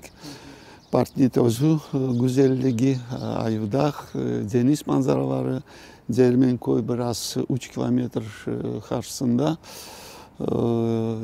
dağlara tırmanıp bakaydık işte suları, işte Degirmenkoy adı da bu çok numay su olgandan sebep orada Degirmenler de var idi. İşte tamırlarımız Kırım'ın yalı boyun. Anca bilgenime göre siz 56 senesinin balasısınız ve Orta Asya'da, Özbekistan'da doğdunuz. Balalığınız nasıl geçti? Neni hatırlaysınız o yılları? İşte o yılları sorasan Özbekistan, Samarkand aklımda ne içindir birçok akrandaşlarım olsun, dostlarım olsun. Özbekistan degende biraz çıkın çırayları bozula ama ben tam karşısı. Bilmeyeyim ne için ama Özbekistan'da birçok dostlarım kaldı. Akrabalarımız kimse kalmadı. Hepsi Allah'a şükürler olsun taşınıp koçtular Kırım'a. Ama çok yerlerde çalıştım. Mektepte, son üniversitelerde, institut, ilmi araştırma enstitülerinde. Her yerde de dostluk kurmaya çalışaydık. 88'de bu birinci TAS ilanları olganda Igor Kirillov degen bir zat var idi. Ondan aklımda böyle manzara gibi biz Ağustos ayında tapçanların üstüne oturup televizorda azbarımızda çıkarıp bakaydık. Сообщение TAS duydum duymadım çantam hazır olgan gibi bir kereden bilmiyorum Can Alevi'nin işime vardım dedim bizim yollarımız açıldı vatan yolları mülkün oldu dostlarım bir kereden çoralandı ne yapacaksın ne edeceksin bu kadar iş güç evet üniversitede çalışaydım laboratuvaryalar kurdum elektrotexnika, elektronika, sonra ilmi araştırma laboratuvarda Bodrum katında yapılgan idi. İnstitutun müdürü bu Taşkent Politexnika İnstitutun şubesi Samarkand'da var idi. Müdürü de bana demiş idi, ne yapacaksın, kayıp olacaksın onda, seni bekleyen adam yok, bir şey yok. Bunda işin var, variyetin var, evin var, maşinan var, bak bu kadar abruy kazandın, avtoritet, bilmem bir şey. İşte bilmeyeyim, sebep var idi mi, yok idi mi ama bizler vatan yollarına çıkmak için adam hırımlı olgan son, özünü hırımlı duygan son, doğandan, dahasından endi vatan hasretliği bizim kanımıza sütle, ana sütüyle beraber sindirileydi. Ben çoksu ana babalarımız çalışaydılar, işle uğraşaydılar ama beni östürgen benim rahmetli büyük anam oldu. 70. yılları 94 yaşına gelip vefat etti, Allah rahmet eylesin.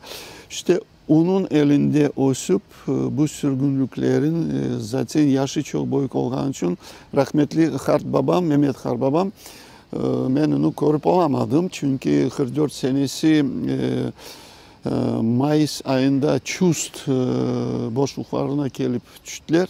Anda da ilk 40 günü elak olmuş idi. Çünkü hastalıklardan evet, hastalık ve sıcağa uğradı. Yaşı bayağı büyük idi. Büyük anamdan 10 yaş büyük. Demek ki Orta Asya çıkınca yaşı indi 70'leri geçip 80'lere yakınlaşkan. Ama bir tilim otmek kazanmak için mecbur ettirdiler. Yaşına bakmayıp pamuk tarlalarına varacaksın. Bu kadar metre geçip çapalacaksın. Son bekim otmek parasını ya da otmek payogunu vereydiler. İşte büyük anamın elinde de iki torunu. Onları bakmak için, büyütmek için, açlıktan ölmemek için böyle şeyler var idi. Onun için aytam ben bu atmosferde, bu havada yaşadım, büyüdüm ve vatan ceginde Kırım, hep Kırım'la yaşaydık bizler. İşimize bakaydık, ailemizi kuraydık, balacıklarımızı osturaydık. Uğraşmak için çok iş var idi. Tatarlar en çok hobilerimiz neydi? Agarotle uğraşıp kuruculuk yapma. Bizde de bir agarot var idi, bir de kuruculuk yapaydım. O da bu hobi işte. Ama buna bakmasından gene de içimden hiçbir sual bile doğmadı. Gideceksin mi, gitmeyeceksin mi? Gitmezden de birkaç ayın içinde işte bu yazın sonuna kadar adamlar ayaklandı. Mutlaka varıp yardım edeyim diyeydim. Gençlikle beraber işte 30'a dayanan yaşım konteynerleri yüklemeye yardım edeydim. Çağıraydılar. Gerek el yetmeyek el yardım et. İşte bir 8-10 tane 20 tonnalık konteynerleri yüklep arkadaşlarımızı göndergen edik Kırım'a. Ondan sonra işte hazırlık gördük. Eski maşinanı satıp yeni bir araba olsun deyip arkadaşım da kardeşimin ahayı Abkerim dedim bu maşinayla biz varıp niye varmayız diye. Zaporojye süper bir araba hiç merak etmiyor. Oturup bir hafta, 2 hafta gerek olsa yavaş yavaş varıp çıkarız diye geliyor. Öyle de olup çıkan idi. Yani arabanın gelecek bunda Kırım'a. Yani hayatı kurmak için. Ama yani hayat, yani ömürler biraz ağır jarah geldi bizge. Elbette bu Orta Asya'nın manzarasını kıyaslasak Kırım diyecek. Rahmetli babamla anamla çok geliydik Kırım'a. Hep yağı boylarında denizler, şeyler, dağ, taş, orman var. Ama Kırım'a gelgen son yağı boylarına bize kabul etmediler biliyorsun o hadiseleri. Park Trinyova degen bir yer var idi şeydi Akmeş'te. Anda da elan tahtası 1 metre 2 metreye boyuk bir elan tahtası Perşembe günü bütün Kırımlılar anda toplaşaydı. Birinciden birbirimizi görmek için, ikinciden elanlarını öğrenmek için.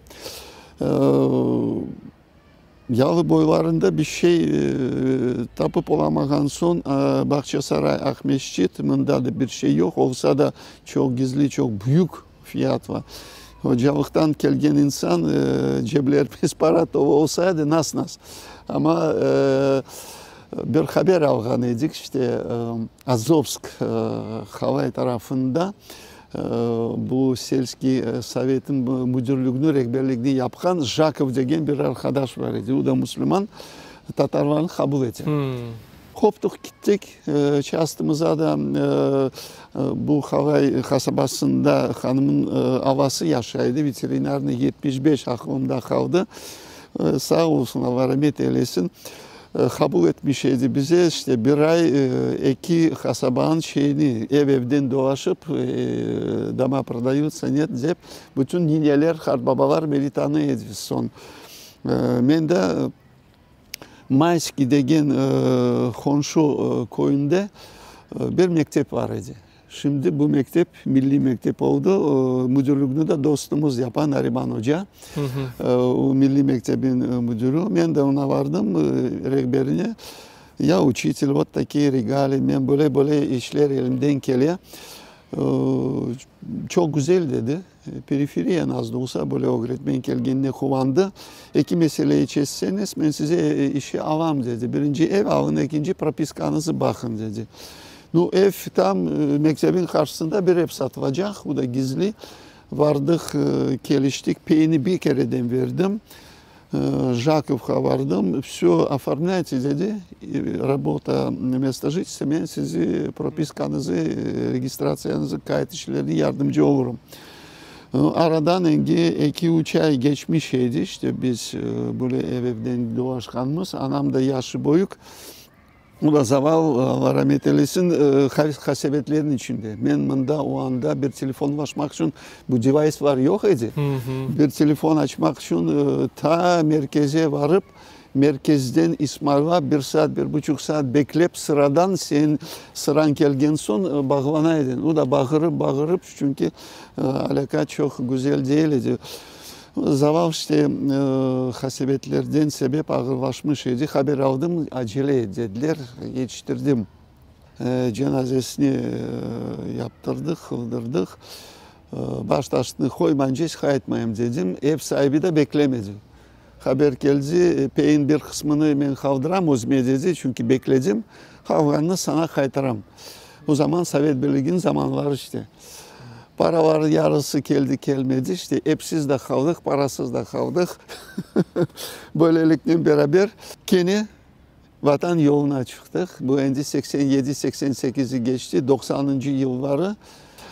Haber geldik aldık. Bu da sporlu bir ev. Evlerinde algan adamlar geceleri dежурство yaparlar. Çünkü böyle bir güzel olmayan bir adet semedeşlerimizin arasında parasını ziyadecek verip alınan evin yeniden almak meselesi var idi. Böyle bir ev aldık bizler ama bizden evvel gelgen adam yok idi. Biz algan evimizin iki sahibi. Bir sahibi olmuş, bir sahibi kalmış. 6 ay beklemek. Tatar anlaşmasıyla beraber evleri aldık. İki komşunun imzasıyla ne noter ne bir şey. Çantamızı açtık, paraları verdik. Elimize el yazılı bir Tatar anlaşması değil, Tatarski dogovor. Böylelikle beraber ev sahibi olduk. Bir 3-4-5 ay o evin temizliğini yaptık. Çünkü участка alıp da anda kuruluşla uğraşma benim çarem yok idi. Yani baba çağa, 3 tane açık babam, 3 tane kızım.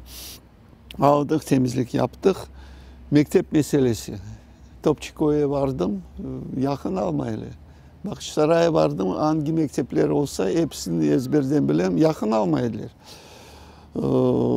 Rayonu bu eğitim... Aslında niçin almaydılar? Men bilgenime göre siz Özbekistan'da böyle yıl hocası namzeti kazangan ediniz. Öyle hocalar, öyle ustalarını niçin almaydılar? Evet, aynı meseleyi de ben anlataydım. O yıl hocasını bir kenara koyun, onu ben şeylerin göstereydim.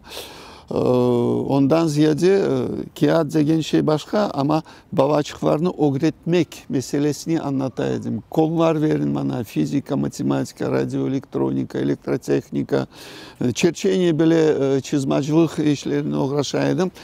Her şey elimden geliyor. Modelирование verseniz, modelirование'den uğraşıp rayonumuzu birinci yere götürürük. Tamam, hüccatlarınızı, dokümanlarınızı kaldırın, bir aydan sonra gelirsiniz dedi. Bir aydan sonra gelsem, dokümanlar kayıp oldu. Yeniden toplap kendi getireydin, Xerox'larını yaptırıp.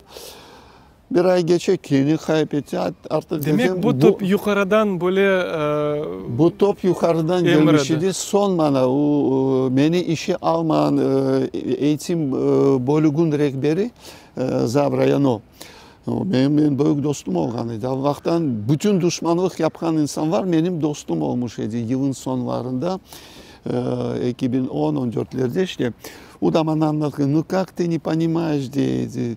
Sizler hocasınız. Sizler ideoloji cebeğin en ileride turgan askerleri. Sizler Balaçıklarla uğraşacağız. Tatar, Kırım Tatarı gelip de derslerinize ne anlatacak ki? İki Vaf'ın arasında Kırım'da anlatacak. İster istemez Vaf kaçıracak, sürgünlüğünü anlatacak. Ondan sebep bize gizli bir buyruk gelmiş idi. Tatarların hocalığa maksimal şeklinde almamak. Ondan sonra işte 89, 90, 91, 92, 93 ben dedim sen beni almasan işe ben kendime iş açacağım. Ne yapacağım? Bana ilan vereceğim. Gazete Slava Trudu degen gazetemiz var. Bakçısaray'da. Ben anda bir makale bastırdım. Будет gimnaziya demiş idim. Bakçısaray'a. Nasyonal gimnaziya будет bir makale yazdım ve ilan ettim. İşte böyle meseleyle beraber bu kollara katılma isteyen Balaçıklar, istidatlı Balaçıklarını davet ettim. Başından çok gelmediler ama ben 5 yerden oda kiraladım. Bizim Topçukoyun mektebinde o müdür oldu sağ olsun parasını da almadı. Sen tek bizim bağlarından uğraş dedi. Ben göreyim dedi. Sen gözlerinden belli ki sen bu işi çok seviyorsun deyip son benim arkamdan varıp kolhoz müdürüyle beraber, rehberiyle beraber reisi, o da oldu sağ olsun. Beni çağırdı dedi, böyle bir mesele geldi dedi. Bu mektebin müdürü seni almaksa, seni de parasız bıraktırmamak için bana rica etti. Metodist kolhoza olarak girer misin? Can yüreğimle. Sana ne gerek? Ben dedim odaları müdür verecek dedi. Senin kitapların şeylerin bir şey yok dedim. Var seç dedi ben sana para veririm dedi. Ben de bir kere dedim fizikadan en ileri olan Goldfarb, Kazeov degen şeyler sborniki zadaç для fizmat liseyev işte o zaman da fizmat internatı degen şey var idi. Son Skanavi degen matematika şeyi, cihıntığı var bir 10-15 tane aldım. Bayağı para o zaman da. Sağ olsun parasını çıkardı verdi. Bir kere dedi. Ne raspiska ne bir şey mi sana parası tek başla dedi. Böylelikle beraber Topçukoyun mektebinde bablarını topladık. Başladık çalışmaya. Son Bakçısaray'daki birinci mektepte Svetlana Viktorovna Bunzina çok sağ olsun o da bana aynı şekilde bana sana oda, bana sana sınıf ilan et. Sınıftan beni elimden alıp gezdirdi. Ağaçlar topladım. İkinciden pazar günleri bizim mektebimiz kapalı. Vardım Bakçısaray'ın klub medeniyet evi. Anda da müdürüyle geliştim. O da bana ama önce parasını verip kiraladım iki oda. Kütüphanesinde bir yer ayarlamış ediler. Sonra da stansiya Юных Техников, genç tekniklerin stansiyonunda onun müdürü de alevlendi. Can yüreğinden buyur dedi, başla dedi, tek başla. Bir de Eskişehir'de ikinci mektep var idi. Anda da vardım ama herkes beni tanıyor. Tamam dedi, sen bu işin başına çıktın mı dedi. Ben dedim parasını tapamasan bedava çalışacağım dedi. Tek Balaçıklarını tapın bana, ben çalışacağım onlarla beraber. Böylelikle beraber bir 100'den ziyade talebe topladım. Bir ayın içinde. Ve başladık Havva'nın yardımıyla işte 90, 91, 92 seneleri. Bu rahatlık gün dersleri de mi? Derslerden sonra akşamları mesela Topçukoyun ve birinci mektebin balaçıkları akşamları çalışıyordu. Stansiyonluk Teknikov Dom Kulturu Medeniyet Evi'nde sabahtan akşama kadar grup arkasından grup geliydiler. O varken çalışıyorduk bizler. İşte 2-3 yıl geçken son benim mekteplerimi bitirgen balaçıklar üniversiteleri serbest kazanıp başladılar. O da sadece Kırım'da değil, Moskva, Sankt Petersburg. Çünkü ben o yılları bu zaoçni fizmat internatlar degen şkolalar var idi, mektepler var idi. Onu da Moskva, Peterburg'a varıp o zamandaki Leningrad bu Moskovski İnженерно-Fizический İnstitut çok ileri. Moskovski Fiziko-Tekniski İnstitut Kapitsa Sergey Petrovich bu işlerin başında duraydı. Moskovski İnstitut Stali Splavov, MISIS degen şey. Sankt Peterburg Gasudarственный Üniversitet. O zamanlardan beri daha Orta Asya'da çalışkanda ben anda varıp onlarla anlaşma kurup zaoçlu mekteplerin şubelerini Samarkand Süperfosfatlı kasabasında 54. ve 16. mektebinde şubelerini yaptırgan idim. Po dogovoru. İşte o Orta Asya zamanlarından beri o zamanda önce birkaç yüz talebem elimden çıkan idi. İşte benim bağlarım var idi ve bununla beraber yeni anlaşmaları yaptırgan son bu zaoçlu fizmat mekteplerin şeyleri yaptırmış idim ve balaçıklar öğrenim başladı. İstekle, heveslikle beraber. Aynı zamanda üniversite hazırlığı Koreyliler, fizika, matematika branşlarından. İşte aytacağım, 92-93'e geçkende bu Milli Eğitim Rehberi Müdürü, adını söylemeyeyim, gereği yok, çağırttı beni, ertesi günü, ben sana iş taptım dedi. Artık ben dedim, ya ne oldu? Siz değiştirdiniz mi bana karşı bakışlarınızı? Tamam dedi, senin namın endi yayıldı dedi. Bize böyle hocayı kaçırmamak için Simferopol'e çıkıp gitsen ne yapacağımız dedi. Ben sana Topçukoyun Mektebi'nde bir müdürlük yardımcılığını teklif edeceğim dedi. O kanat varım üstü bir kereden. Anda da başladık çalışma. Aradan bir yarım yıl geçken son gene beni çağırdı. Dedi yarın sabah 7'de gelirsin. Bir koya varacağım. Ne oldu? Hayırdır? Orada bir meraklı insanlarla görüştüreceğim, tanış ettireceğim dedi. Her bir insanın ömründe öyle gün geliyor ki o geleceğini kurmak için bir zina seçmek vakti geliyor. Aslında siz böyle hocalık yoluna nasıl turdunuz? Buna nasıl sebepler oldu? Setmer kardeşim, bu meseleyi sorarsan ben böyle cevabını verebilirim. Ben hiç seçmedim bu meseleyi. Bu mesele beni seçti. Çünkü ben daha mektepte okuganda benim dostlarım, mesela bizim Sovyetler zamanında mekteplerinde bir sınıftan bir sınıfa geçmek için mutlaka matematika Rus dilinden imtihan olaydı. Rus dilinden değil de ama matematikayı bir kereden dostlarım evime geleydiler. Ne içindir böyle bir kabiliyet var idi. Şu en ağır konuları 2-3 sözden çok serbestlikle onlara anlataydım. Var yazıp algan son beraber imtihanlarını tapşıraydık. Demek siz daha talebe olganda başkalarını öğretip başladınız. Talebe olganda babam rahmetli beni bu işleri teşvik eteydi. Her zaman el tutaydı. Kvant mecmuası çıkıp başlamış idi. İlk gününden başlayıp bu Kapitsa Sergey Petrovich redaksiyasında fizika matematik jurnal hep böyle periferini mektepleri, kasabalarda oturgan istidatlı balalar için böyle bir mecmuaya çıkaraydılar. Bir kereden onları yazıp aldık. Ve bu mecmualarla beraber etrafımda 2-3 tane baba beraber dostlaşıp makalleri okuyacak ve sonunda mutlaka çok ağır bir problemler, vazifelerini çözüp tapşıraydık. Bizim için de babalık işte, bilmiyorum. Şimdiki zamanda öyle şeyle uğraşmazdım. Ama o zaman bana meraklı geldi. Moskva'dan, Moskovski Fiziko-Tekniski İnstitut, profesör, fabrikant, akademik olsun, bilmem, akademik Sergey Petrovich Kapitsa imzalarıyla beraber mektuplar. Biz bir defter dolduraydık, göndereydik. O vardı, onların teşkergen son puanlarını koyarlar bize. Puanlar da aklımda kaldı. Bir 35-40 tane problem çözsen plus minus. Bu sistemi de ben son kullanayım o şeyimde. İşte böylelikle beraber daha mektepte okuganda etrafımda hep böyle balacıklar oturup, dostlarım, akrandaşlarım oturup benimle beraber fizika, matematikle biz uğraşıp başlayan edik.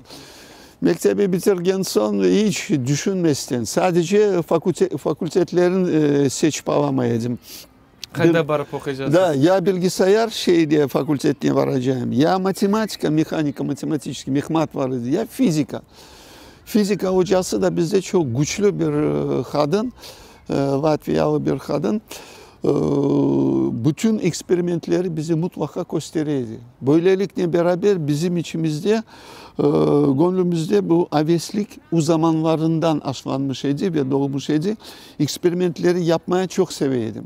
Bir показательный eksperiment, bir de laboratuvarlı eksperimentleri yapıyorduk. Bir de haftada bir gün mahsus bizleri 7-8 baba toplap bu kol, fizika koluna çağırtıp bizlere fiz praktikum yaptırıyordu. Böylelikle beraber artık şimdi ben dedim olsun fiz fakka gireceğim dedim. Bir kere dedim bir imtihandan geçtik gittik 5'ini verip medalistleri o zaman bayağı bir yenillik var idi. Ama o zaman da mesela ben duyaydım benim arkadaşlarım, sınıfdaşlarım hukuk desen hukuk fakültesine yol kapalıydı. Tarih desen tarih fakültelerinde de çok almaydılar. Çok sınırlı olaydı, çok ağırlıkla beraber. Ama ben de tarih ve hukuk şeylerin çok hevesligim olmadan için... Demek humanitarya değilsin böyle? Yok, ben tamamıyla естественник, da, texnar degenden fizika dedim, fizikaya da vardım. Dostlarım Peterburg, Moskva'ya gitseydim, anda da gireceğim. Ama babamın yaşı büyük, benim poslevoyenli, benim ağalarım ve ablam dovayenli, Cekten Ogne, onlar sürgünlük görgen insanlar. Eksi de önce 80'i geçip rahmetli oldular, bir ağam kaldı. Ben tek bir baba, poslevoyenli. Babam da dedi oğlum uzakka gitsen biz korvanacağımız düşüncelerle beraber anan da yaşlı, ben de yaşlı vardı. İkisi de cenk görgen sürgünlük görmediler. Cenkte edileri var. Cenkten son sürgünlük gördüler. Bunda Çust ve Samarkand'da toplangan edik bizler. Son halmında dedi. Buna sana fisfak, buna sana ev, buna sana şarayı. Samarkand'da. Samarkandski Devlet Üniversitesi Alişer Navai namidagi. İşte girdik. Ben de çok pişman olmadım ama 3. kursta babam rahmetli oldu. Ben tamam pamuk toplagan zamanda. Bizim rehberimiz de bak Allah'tan Kennedy çok büyük şansım var iken bana rehberlik, ilmi tarafından rehberlik yapacak konsultant Kadıyev Ravan Kadıyeviç, Ravan Kemaloviç idi. Ravan Kemaloviç. Bu milli hareket iştirakçısı. Da, evet öyle. Bir kere birkaç Tatar babaları bizi seçti, geldi dedi. Вы отличники, да, teori kafedra, nazari kafedrasına fizikadan gelmek ister misiniz? Yok dedim ben optikadan uğraşacağım.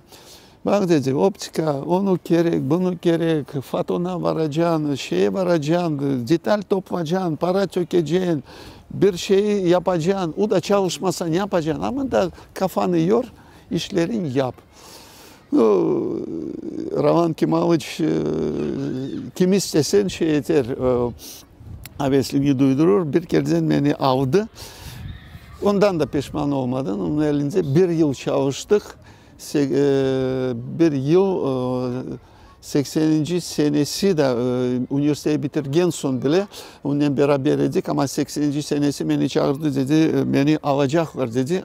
Bana haber geldi. Sen hazır ol, bir de ilmi makale yazdık.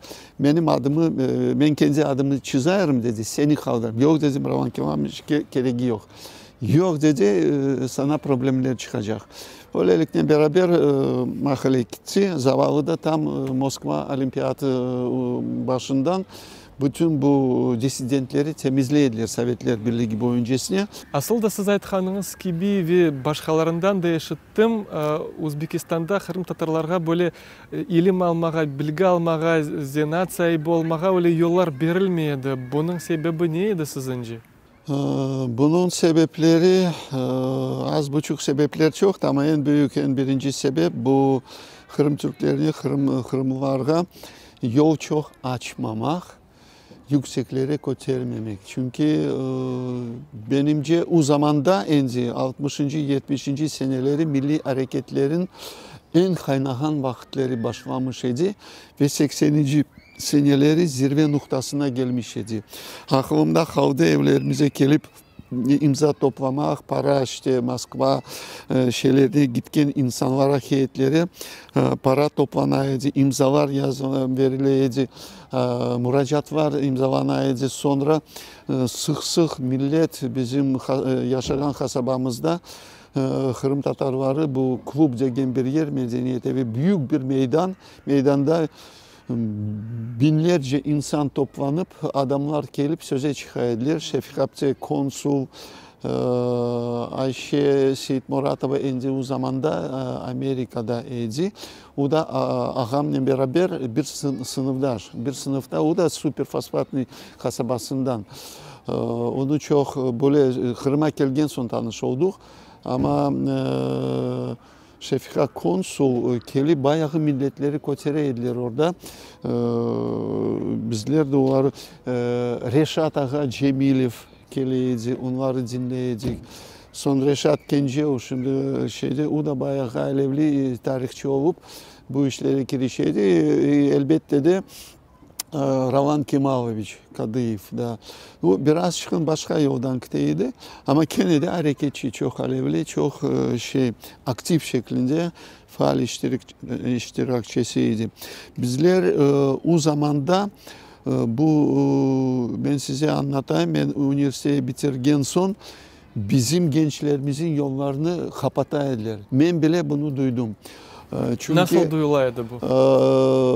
Bu üniversite mezunlarına diplom vermeme meselesi çıkmıştı ortaya. Beni de mecburi etip bu Taşkent Politeknika Üniversitesi'nden mübarek şeyine orada bu Taşpey'in bir şubesi açılacaktı.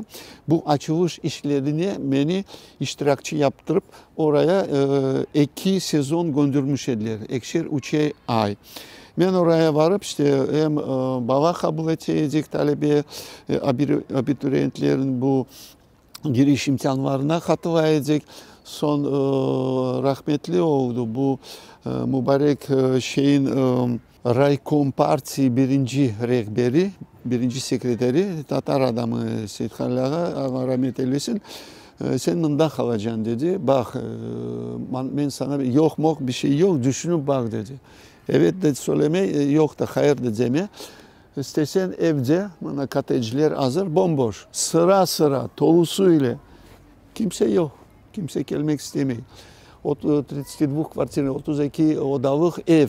İstesen bana 5 oda birinci, ikinci, üçüncü. Bunlar da boş dura. Bunlar sizler için yapılgan. Bu Taşpi mübarek filialı açılacak. Bize rehberler gerek olacak dedi. Benim içimde bir kereden şüpheler doğdu. Ben dedim galiba bir politika alıp başlandı. Eve kayıttım anama dedim bak anam dedim böyle mesele sen bilirsin oğlum dedim. Ben o mübarekleri karşı boşluklarını geçtim dedi. Sen Pindinski yazmadan haberin var mı dedi. Cenk Tenson orada da çalıştı. Pindinska yazma dedi. Bu öyle bir zibri-sinekler var dedi. Çakhanson büyük bir yara açıva. O yaralar da aylarcasına kapanmıyor dedi. Birinciden ona uğrarsın. İkinciden dedi oradaki zavod gazı seri dedi. Biz kurayacak o ara. Sen biliyor musun nedir o dedi. O adamın içini, vücudunu, bağrını zehirleyip kaybedecek. Ben de kurayacağım. Lisihmoz dediler. Böyle yerlerin üstünden yayılıp sapsarı şeklinde tütünler. İşte bizleri oraya bizim balacıklarımızı, bizim talebelerimizi, insanlarımızı Hükümet hakimiyeti yok etmek için öyle yok şarayetlerge. etmek için, çünkü bizim milli hareketimiz bayağı hızlanmış idi, zivri noktasına gelip bizleri bu işlerden, özellikle gençleri koparmak için işte bizleri bütün Özbekistan'dan mübarek boşluklarına çökecekler. Hem de kandıra edilir. Böyle şarayetler, ev vereceğimiz, iş vereceğimiz. Ben biliyorum ki orada Glavkaşı stroy açılmış idi. Aslında o vakitleri Kırım Tatarları vatana kayıtmayık da deyip mübarekte böyle avtonomiya gibi bir şey Avtonomiya degen laflar da var şeyler, idi. laflar da ortaya çıkmış idi. Hatta bizim en ziyalı insanlarımız ellerinden bayağı birçok işler gelgen hareketli, hareketçan insanlarımızı oraya gönderip bu Glavkaşı stroyda büyük şeyleri verip, işleri yerleştirip rehberlik yaptıraydılar. Demek böyle şekilde Kırım'dan soğutmak için adamlarını. Kırım'dan soğutmak için, Özbekistan merkezi şehirlerinden uzaklaştırmak için, üçüncüden Kırım Tatarlarına rezervasyon, böyle bir yerleri toplamak için, çünkü bir yerde toplu olganda onları baş etmek çok yengil. Bu gizli teşkilat var. O zamanlardan beri biz gizli teşkilat diye üç harflere. Bunlar bizimle çok uğraşıyorlar. Ve bizleri bu işlerden koparmak için böyle bir rezervasyon, getto degen şey var idi. Atıp oraya yerleştirecekler. Ama şubelerin içinde bir taraftan gençlik var da bir şey, ambitsiya degen şey var. Seni ayrı bir enstitünün rehberliğine seni koyacaklar. Sana bir kereden ev verecekler. Büyük bir maaş verecekler. Bu bir taraftan. Ama ikinci taraftan milletimiz var, ailemiz var, balaçağımız var. Bir de içten büyük bir şubeler. Birinciden annem söyledi. Yok dedi. Ben artık bu yaşıma gelip de mübareklere beni çağırma, ben anda varmam. Tamam anam dedim. Ben sadece senin fikrin bileceğim. Bana böyle bir teklif gelmişti ama ben ondan vazgeçeyim. Onun haberini de etmiştik. Ondan sonra işte bizi de biraz çıkın şey ettiler, gözden çıkardılar. Baskılar da başladı. 87 seneleri gelgen son işte bu Demek ki bir nasılda altın bayarlar vade etmeselerde halk menfaatları, duyguları üstünlüğüydü. Kullanarak bunları gençlikte bir ne var işte, bir ıntılık var, bir böyle ambitsiyaları çok yüksek olan gençlerimiz. Çünkü Özbekistan'da bizim yollarımız kapalıydı. Sosyal liv degen şey çok duyulaydı bir kereden. Az buçuk başın kötersen bir kereden kesip ataydılar, yükseklere çıkıp olamayadın. Ya da yükseklere çıktın mı demek bizim halkın arasında halkımızı aldatmak çok zor. Yükseklere çıktın mı demek ki bir yerlerde bir işançların gösterdin, bir daha işbirliğine geliştin ve bunlarla beraber işte bunu yapmasan senin yolların kapalıydı. İkinciden de bu Komünist Partiyası vardı, o olmayacak şey. Ona girmesen seni rehberlikte çok tutmaydılar. Ben o zamanlarda işte 80'lerin başında bu mekanik masterlik son müdürlüğe geçmiş idim.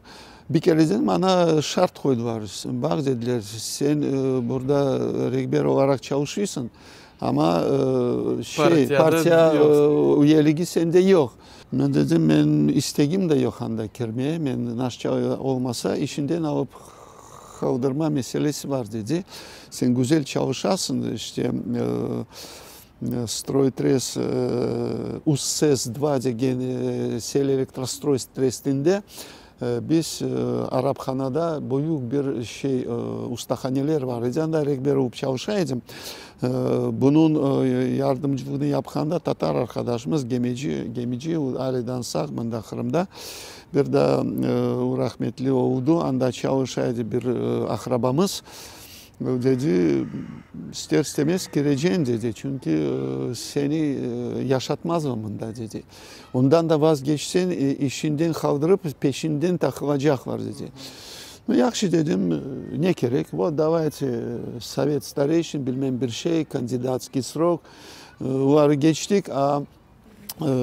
Anketa alma meselesi gelgende beni çağırıyla вы должны 500 рублей заплатить dediler bana. 500 kumuş. Это официальный kuldu dedi. Какой официальный взнос? Anketi almak için para vereceksin bana dedi. Cash.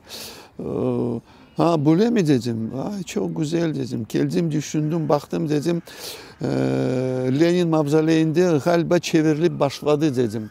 Bu zamanları da ya Rabbi şükür gördük. Bu olmayacak partinin içinden çürüme meselesi bu rüşvetçilikten. Rıba gniyor z головы. Rıba gniyor z головы. Balığın bozulganı belli oldu. Kaytardım dedim. Ben düşündüm dedim. Ben esas mesele içimden bir kereden karşılık çıktı, doğdu. Ben dedim benim param yok dedim. Meseleyi ortaya çıkardım sebep olarak. Ama içim çevrildi biraz. Ben dedim benden de olan komünist işte. Bu yaşıma geldim komünist olacağım. Rehberliğiniz de gerekmez, gerek olsa atın beni dedim. O zaman da işten ayırdılar beni. Mecburi olarak o yılları şey açıldı. Bu Taşkent Politeknika Üniversitesi'nin şubesi. Bir kereden dokumaları topladım. Esas müdürlük yapacak Tacik arkadaş. Ben dedim, вам же нужны пахари dedim. Evet dedi. Size sadık olan insan gerek mi? Gerek dedi. Bak benim arkamda kimse yok. Mahnatı vapı net dedim ben de. Ama ben çalışma bilgen ve çalışmayı sevgen bir insan. Ben bileyim dedi Tatarların ne olduğunu, çalışkan soyları kafası olduğunu ben bileyim dedi. Tamam, avam сидим с испытательным сроком. Öylelikle beraber işte bir kereden o şubeye girdik. Bir yıl bana hazırlık bölümünün dekanı olursun teşkil edeceğim dedi. O da gece gündüz, geceleri gündüz yapıp işte bu hazırlık bölümünü kurduk. Все dedi, sen kendini ispatladın. O тебе kafedra fiziki. Geçersin oraya ama anda da çalışmak için birinci Uzbekçe dersleri gireceksin dedi. Leksiya, o da orta mektep değil. Yukarı Ali yurdu. İkinciden 2 tane laboratuvar kuracaksın dedi. Elektroteknika ve radyoelektronika. Bunu ben yaparım dedi. Ama Uzbekçe nasıl olacak, niye olacak? Yok demedim. Yok desem bir kerece vazgeçerik. Son topladım bütün derslik kitaplarını, başladım okumaya. Baksam her şey anlaşılıyor. Matematika o matematika, fizikada o da fizika. Aynısı, formüller aynısı. Sadece bağlama kelimeleri o zamandan işte bu 80. yılların başında anladım. Bilingval okuma sistemi benim başımda o zaman doğmuş idi. Niye için sorarsan? Demek bilingval bu iki tilde oku parma meselesi. Çok meraklandım. Geceleri o Uzbekçe yazgan kitapları Rusça'ya çevirip öğrenip tercümelerin terminolojisini, lügatlarını yazaydım özüme. Onları ezberleyip leksiya, seminer derslerini ya da laboratuvar derslerini gireydim. Uzbek talebeleri de başta beni kuleydiler. Böyle kulüp biraz mıskıla, biraz çekinip çünkü ben üç Uzbek sözün arasında 2 tanesi Tatar cevap konuşaydım ama aması var. Dersleri yüksek seviyede anlattım, başladım. Sessiye geldi, başladılar soruşturma. Mehmet Hoca rüşveti ne kadar zaçıyor? İmtihan. Ben de dedim arkadaş var bu meseleyle ben bulaşmam. İşte bu iki mesele bir kereden bu kulümseme, mıskılama meselesini kesti. Çünkü birinciden bilgi alıp başladılar, öğrenip başladılar. Böyle formalite şeklinde dersler alıp varılmaydı. Temelini anlatıp böylelikle ben başkacasına ders anlatıp olamaydım. Benim için çok meraklıydı. Nasıl olur da? Peygamberimiz de aleyhissalatü vesselam aytkanı ki bir işini yapacak olsanız sen güzel şekilde yapınız. En güzel taraftan yapın da kendinizi sevdirin. Ama sevdirmek için değil. Bu içimden gelen bir istek, bir ıntılı var idi. İkinciden de Mehmet Hoca bu imtihanlardan bir şey almayaydı. Bu meseleyi duygan üniversitenin şubenin müdürü beni 7-8 yıl ben orada çalıştım Kırım'a göçmesinden. Bütün üniversitenin pamuk mevsimi geldiğinde 100 gün biz pamuğa gidecektik. 100 gün. İlim adamı pamukçıyım. Pamukçıydık. Ben başta Ceyhan'da ellerim patlap gideydi üniversite talebesi olganda. Amamında demiş idi, bu iş главным buğaltırım, baş muhasebecilik yapacaksın demiş. İsmini söylemiyorum. Ben dedim beyefendi Ben muhasebecilikten tecrübem de yok. Sen matematik evet saymayabilirsin ya. Para saymayabilirsin. No, para o para. Meraklı mantık. Evet. Sen baş muhasebeci olacaksın dedi. İstemesen işim var dedi. Çünkü bizler böyle na птичьих правах huş hukuku. Son ister istemez kabul ettik bu meseleyi. Aklımda kaldı. Payşamba kasabasında bu Çarkın taraflarında o tarafa gitkendik bizler. Kolhoz rehberi reisi Şarof Raşidoviç'in tohası yani emcesi ola deyip haber almış idik. Şaştım. Oho anda Taşkent'te olman her şey anda var idi. Bir Şarof Raşidoviç'e gelgen kabul etme odası inanırsın. Ona 30 boyuk bir salon, ortada da ona 11 ne? 5'e 11 masa doldurulaydı. Tamamıyla. Onun elin uzanmaya ama doluydu. Aklımda kaldı sağ olsun reis. Ne demişti? Mesela paramız yok, dam kazanmadık. Bana avans gerek dedim. Ballarını aşatacağımız para ver bana. Ben baş muhasebeci. Kaç para gerek dedim. Ben dedim bu en azından 500 ruble para. Bir gecelik, bir günlük aşımızı, suyumuzu alayık da sonra kazanı başlasak onun hesabından bana versin. Açtı talebeler, studentleri sağlam tut dedi. Çalışsınlar. Tamam dedim. Raspiska ne raspiskası dedi. Var kit var çalış dedi. İşte böyle bir insanlarla karşılaşmış edik. Bu pamuk şeylerin sonlarında da pamuk işleri açılmış idi. Moskovskaya deva, son pamuk işleri, Hlapkovı deva, Gdlyan Ivanov degen zat var gelmiş idi. Ben onları görmüş idim. Nasıl vertolyotlarla, helikopterlerle gelip korkutup aksiya ustraşение. Özbekistan yarısını kapatmış idiler var o zamanda. Talebelerin çalışkan paralarını varınca kayıtıp gideydi. Amen yanı yıl başına kadar karıp отчетları yazaydım.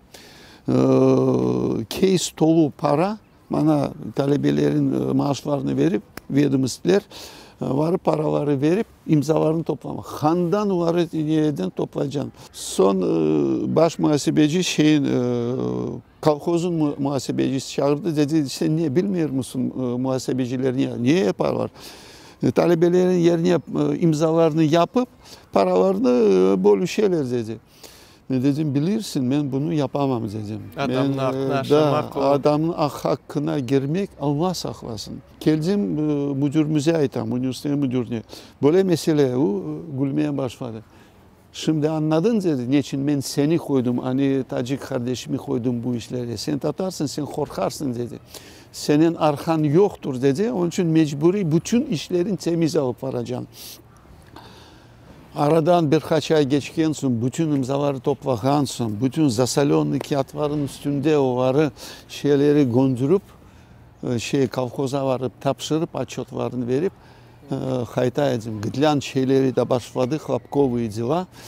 Son müdür kuleydi. Anladın mı dedi. Sen şimdi var hepsi hapishanelerde sen serbest yürüyorsun dedi. Kimse bile yarım söze beni çağırtmamış dedi. İşte böylelikle beraber biz bu Hlapkov işlerini bitirip Kırım yoluna çıkanıydık. Ve evvelsi anladığımız ki siz Özbekistan'da yıl hocası namzeti kazangan ediniz. Bu da neden bağlıydı? Bu da bizim isteğimiz, hevesligimiz, bizim sevgen branşımız. Matematikadan dersler vereydim. O yılı da bu size anlatayım. Ben mektep işlerini, hocalığını hiçbir gün bırakmamış idim. Gece mektebinde çalışaydım. 16. ve 54. mektepte ders vereydim. Üniversitede de çalışıp yetiştireydim. Maşına var andamında fırlap yürüyeydik. Sonra o yılı yeni bir alet. Şimdiki terminolojisiyle beraber device diyoruz, gadget diyoruz. O zaman o sözler, kelimeler bile yok edildi lügatta. Tepegöz diyoruz. Новейшие системы, проектная система, проектор, diaprojektör. O dedim, müdürden parayı aldık, fizik laboratuvarında çalışaydım. Yerleştirdim, okudum, öğrendim. Böyle plyonka şeklinde bütün şeyleri özel bir flamaster yazmak için kalemçikler. Bunları mülkün derslerini renkli şeklinde plakatlar çizmek yok, bir şey yok. Bir kereden gecesi oturup bunları yapaydım. Babacıklar da meraklanıp balların hevesliğini göstermek için. Bir kereden onlara da yaptıraydım, özüm de yapaydım. Son yılın Ekim ayında, Oktyabır'da hocalar yarışması, konkurs учителей, учителя года.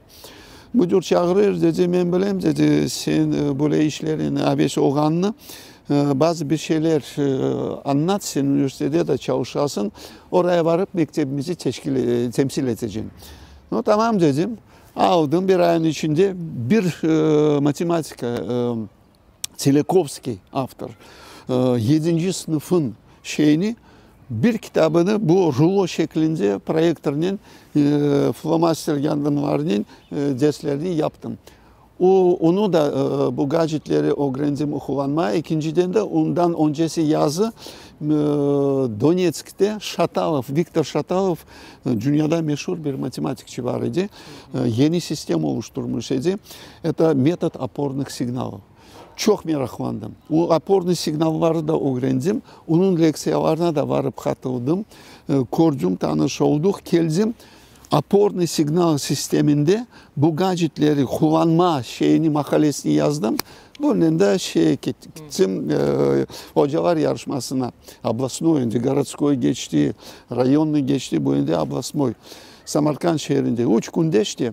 Birinci günü bizi testlere benzeri bir şeylerden geçirdiler. İkinci günü prezentasyon, üçüncü günü, ikinci günü sınıf verip ders anlattırdılar.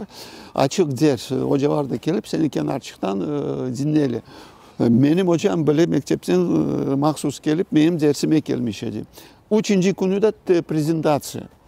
Prezentasyaya bir başladım, getirdik o diaprojektörlerini. Kimsede bir şey yok. Bende diaprojektör, ekran var, mahsus şey etsek. Yarıklarını söndürdük. Progresif hocaydınız. Bir başladım. 5 ya da 10 dakika, yok 5 dakika. 5 dakikadan ziyade olmayacak dedi. Sizler çoksunuz dedi. Bütün vilayetin hocaları. 5 dakika geçti, ben seçmedim. Beni kimse durdurmayı. İkinci 5 dakika geçti, durdurmalı.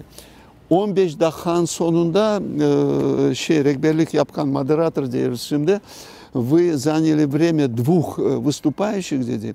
Ama o şansınıza dedi, onlar da gelmedi dedi. Sizin vaktiniz bitti. Onu da bitirdim, kapattım meseleyi.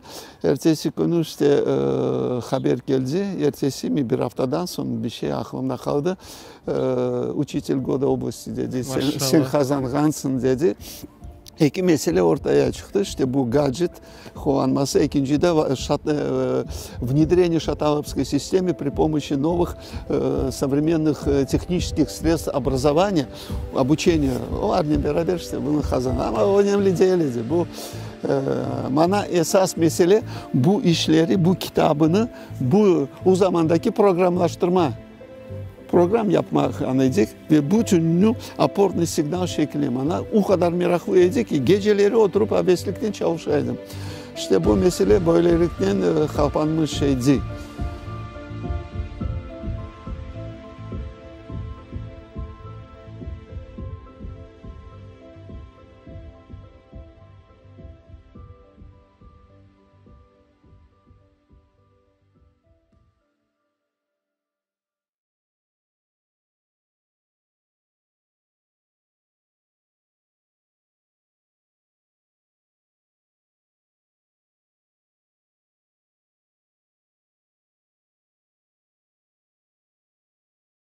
...20 talebe mezun olsa 18-19 tane altın madalya almak bizim için normaldi. Anlatayım arkadaşlar, bu madalyaların pırıldaması güneşte bizim gözlerimizi kamaştırmasın. Bundan iş bitmiyor. Bu madalya asıldı, çıkarıldı, şimdi müze şeyine geçti. Ya en esas madalyamız babacıkların gönüllerini kazanmak. Babacıklarımızın gönüllerini kazansak yollarını açmış olacağız. Yollarını, doğru yolunu, doğru yönelişte yollarını açıp olsa gelecek her bir babanın istikbalini, hayatını kazanmış olacağımız. Ya her bir babanın kazanılan istikbali ve hayatı bizim dünyamızı da kazanmış olacağımız. Onun için eğitimden, öğretimden daha da yüksek bir mesele, terbiye meselesi birinci günden ortaya koymuş edecek. Çünkü terbiyesiz insan elinden çıkan şeyden hayır görüp olamazsın. Ukrayna'nın en büyük problemi anladığıma göre yolsuzluk. Yolsuzluğun tercümesi korrupsiya. Bu hastalık bütün devleti kaplap aldı. Bu hastalıktan sebep devlet yıkılacak. Ama bunun başına çıkıp olamazsalar. En büyük muvaffakiyet kazananlar hepsi açık gönüllü, temiz yürekli insanlar. Bu bağışıklar büyüse elbette bunun hayrı olur inşallah.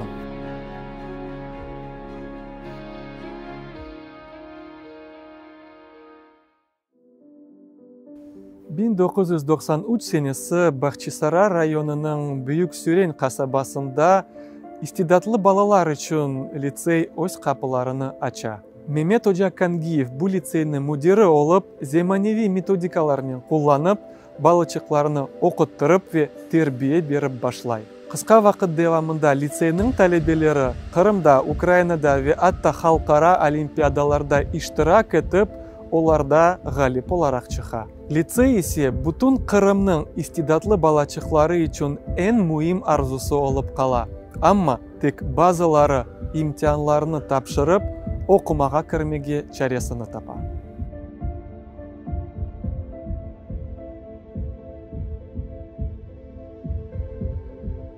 İşte Mehmet Hoca sohbetimizni devam etemiz. 1993 senesi Büyük Süren yani Tankover kasabasında siz istidatlı balıkçılar için böyle mektep, gimnazi şekilde mektep açtınız. Bu mektep açılığı neden başladı ve onu açmağa sizge kim yardımcı oldu? Böyle işlerde elbette bu çok büyük bir olay. Bir günde bir anda olacak gibi değil. Onun için ben 88'den itibaren başlayıp bu yola çıkan idim. Başta 5 tane özel sınıf bütün Bahçesaray rayonunda açkan son biraz abruy kazanmış idik. Kendimizi tanıttırdık. Balıkçılar da, ana babalar da bizi öğrenmiş oldular. Ve bu 5 yılın sonunda Topçukoyun Mektebi'nde de müdür yardımcılığını yapıp başlamış idim. Ve Mart-Nisan aylarında 93 senesi Türkiye'den bir heyet gelmiş idi. Onlar hocalar heyeti. Onlar Kırım'da okul açmak amacıyla gelmiş idiler. Bütün Kırım dolaşkan son, ahır sonu Bahçesaray'da bu okulu onlara teklif ettiler. Ve Milli Eğitim Müdürü bir kere de ne içindir beni davet etti bu mektebe, bu projeye de. İlk günü hocalar da o mektebe geldiler. Ben de o günü oraya vardım. O günü de işte tanışmak oldu, tanıştık. Onların arasında üç adamıydı işte. O büyükleri ayettim, bunda mektep olacak. Etraflara baksam darmadağın şeklinde 2 yıldan beri yatılı okul, özürlü balıkçıların mektebi. Kriz zamanında para kıtlığı sebebinden bu mektep kapanmış idi.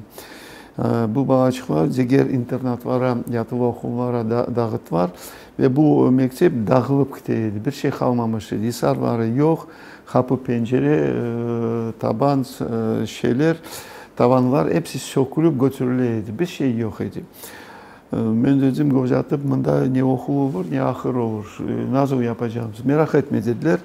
Esas mesele razılık versen bize yardımcı gerek dil anlayan eğitim sisteminden bilgisi olan bir profesyon bir insan ve aynı zamanda işte bu teşkili işlerde yardımcılık yapacak.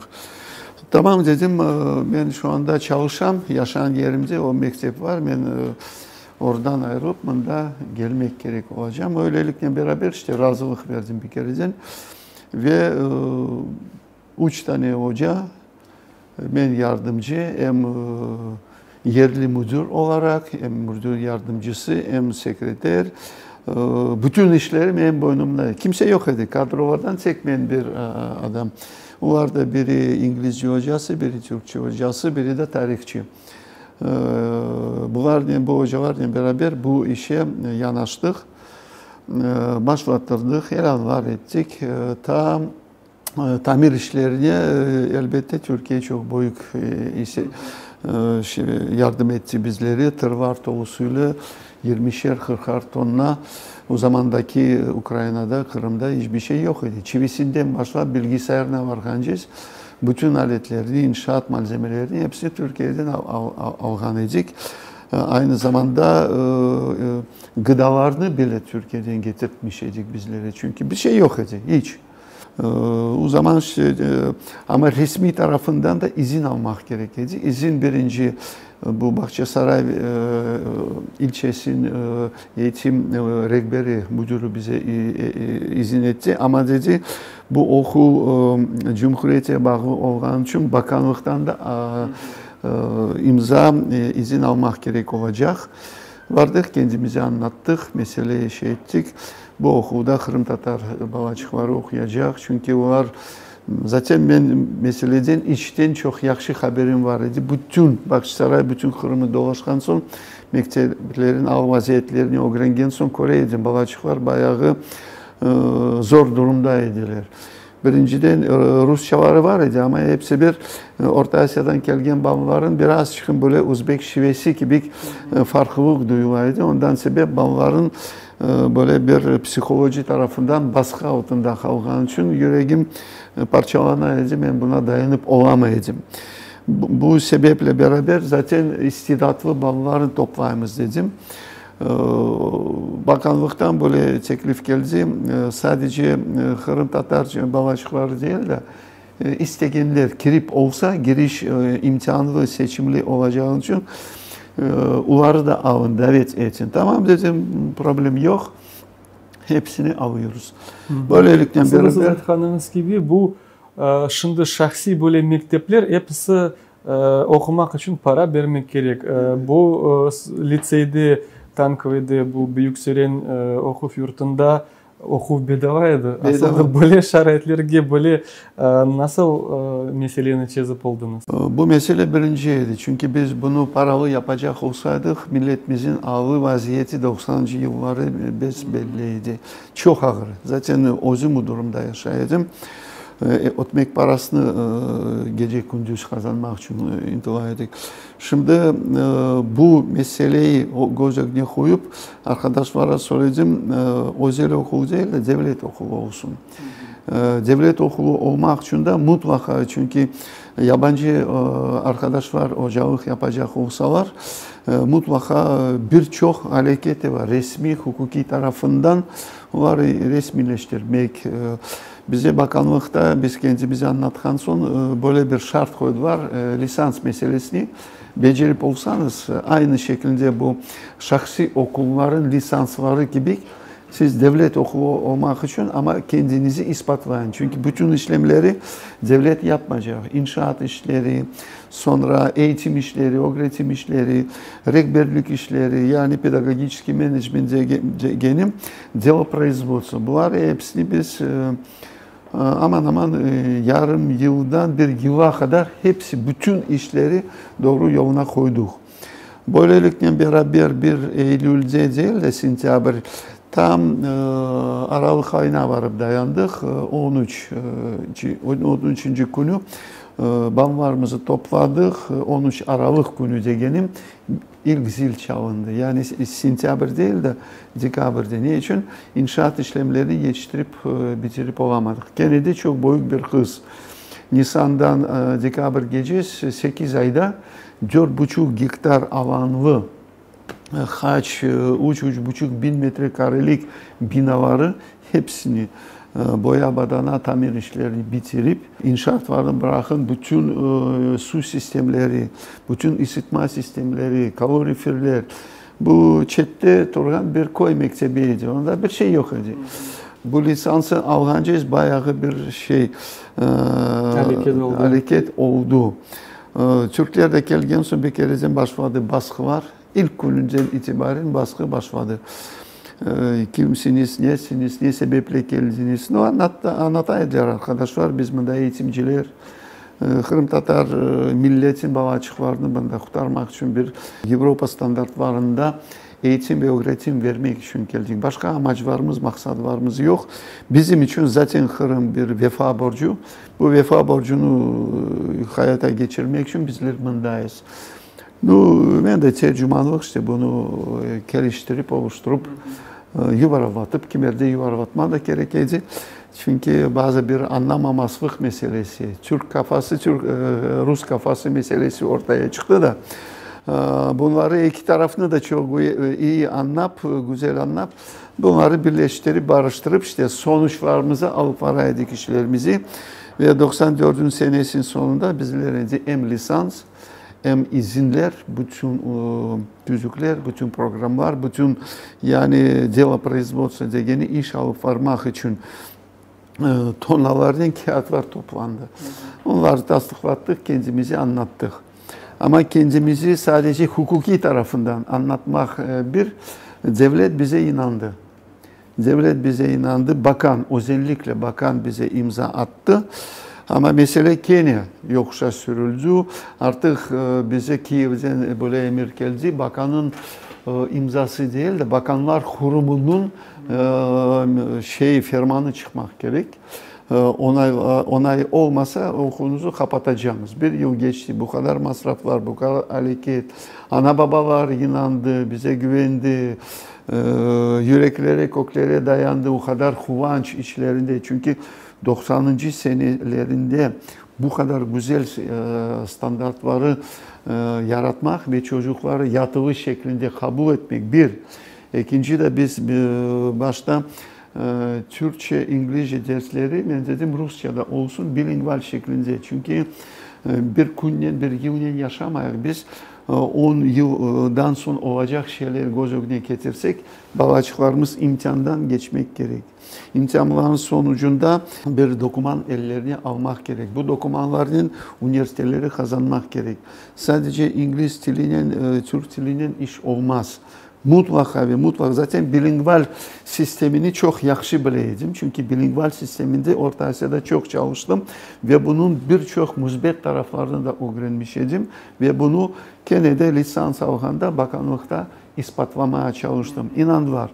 Bu 90. yılların başlarında bu bilingval eğitim sistemi birinci adımlarını bizim okulumuz attı başladı ve 93'ten 97'ye kadar birçok seminerler verdim. Seminerler hocaların meraklarını etmek için, halletmek için. İkinci taraftan kendimizi, kendi sistemimizi ispatlamak için. Çünkü inanmaydılar. Nasıl olur da bundaki çünkü elimde çalışkan %90 Kırım Tatar ve Türk hocalarıydı. 2-3 arada yerli insanlar, Slav insanlar diyorum ve bizlere inanmadılar. Nasıl olur da bu Tatarlar gelip böyle yüksek seviyede Avrupa standartlarında balacıklara eğitim verecekler. Buyurun gelin. Böylelikle beraber 97 senesine kadar Türkiye bize yardım etseydi ama bizler önce bütçeye girmiştik, devlet bütçesine. Ve orada bizim abimizde yeni bir sistemde bir bina, okul binasını kurmuş idik. Ve bunu işletmek için, çalıştırmak için izin alıp olamadık. Devlet şart koydu. Bu topraklar devletin toprağı. Evet.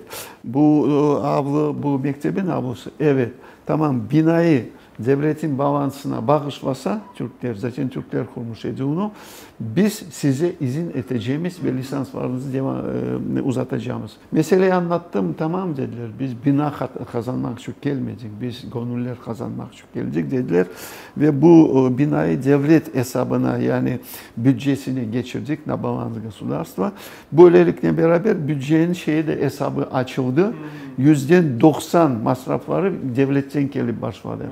%10'unu da arkadaşlarımız bize yardımıyla beraber yani sıradan çıkan bütün eğitim, ilim işlerini onların yardımlarıyla laboratuvarlar, kütüphaneler, balacıklarımızı dünya çarpına olimpiyatlara götürüp getirmek masraflar.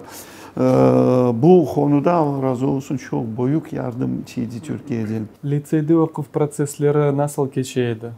İşte esas Nasıl mesele standartlar mı, nasıl şekilde balacıklarga bilgi berediniz?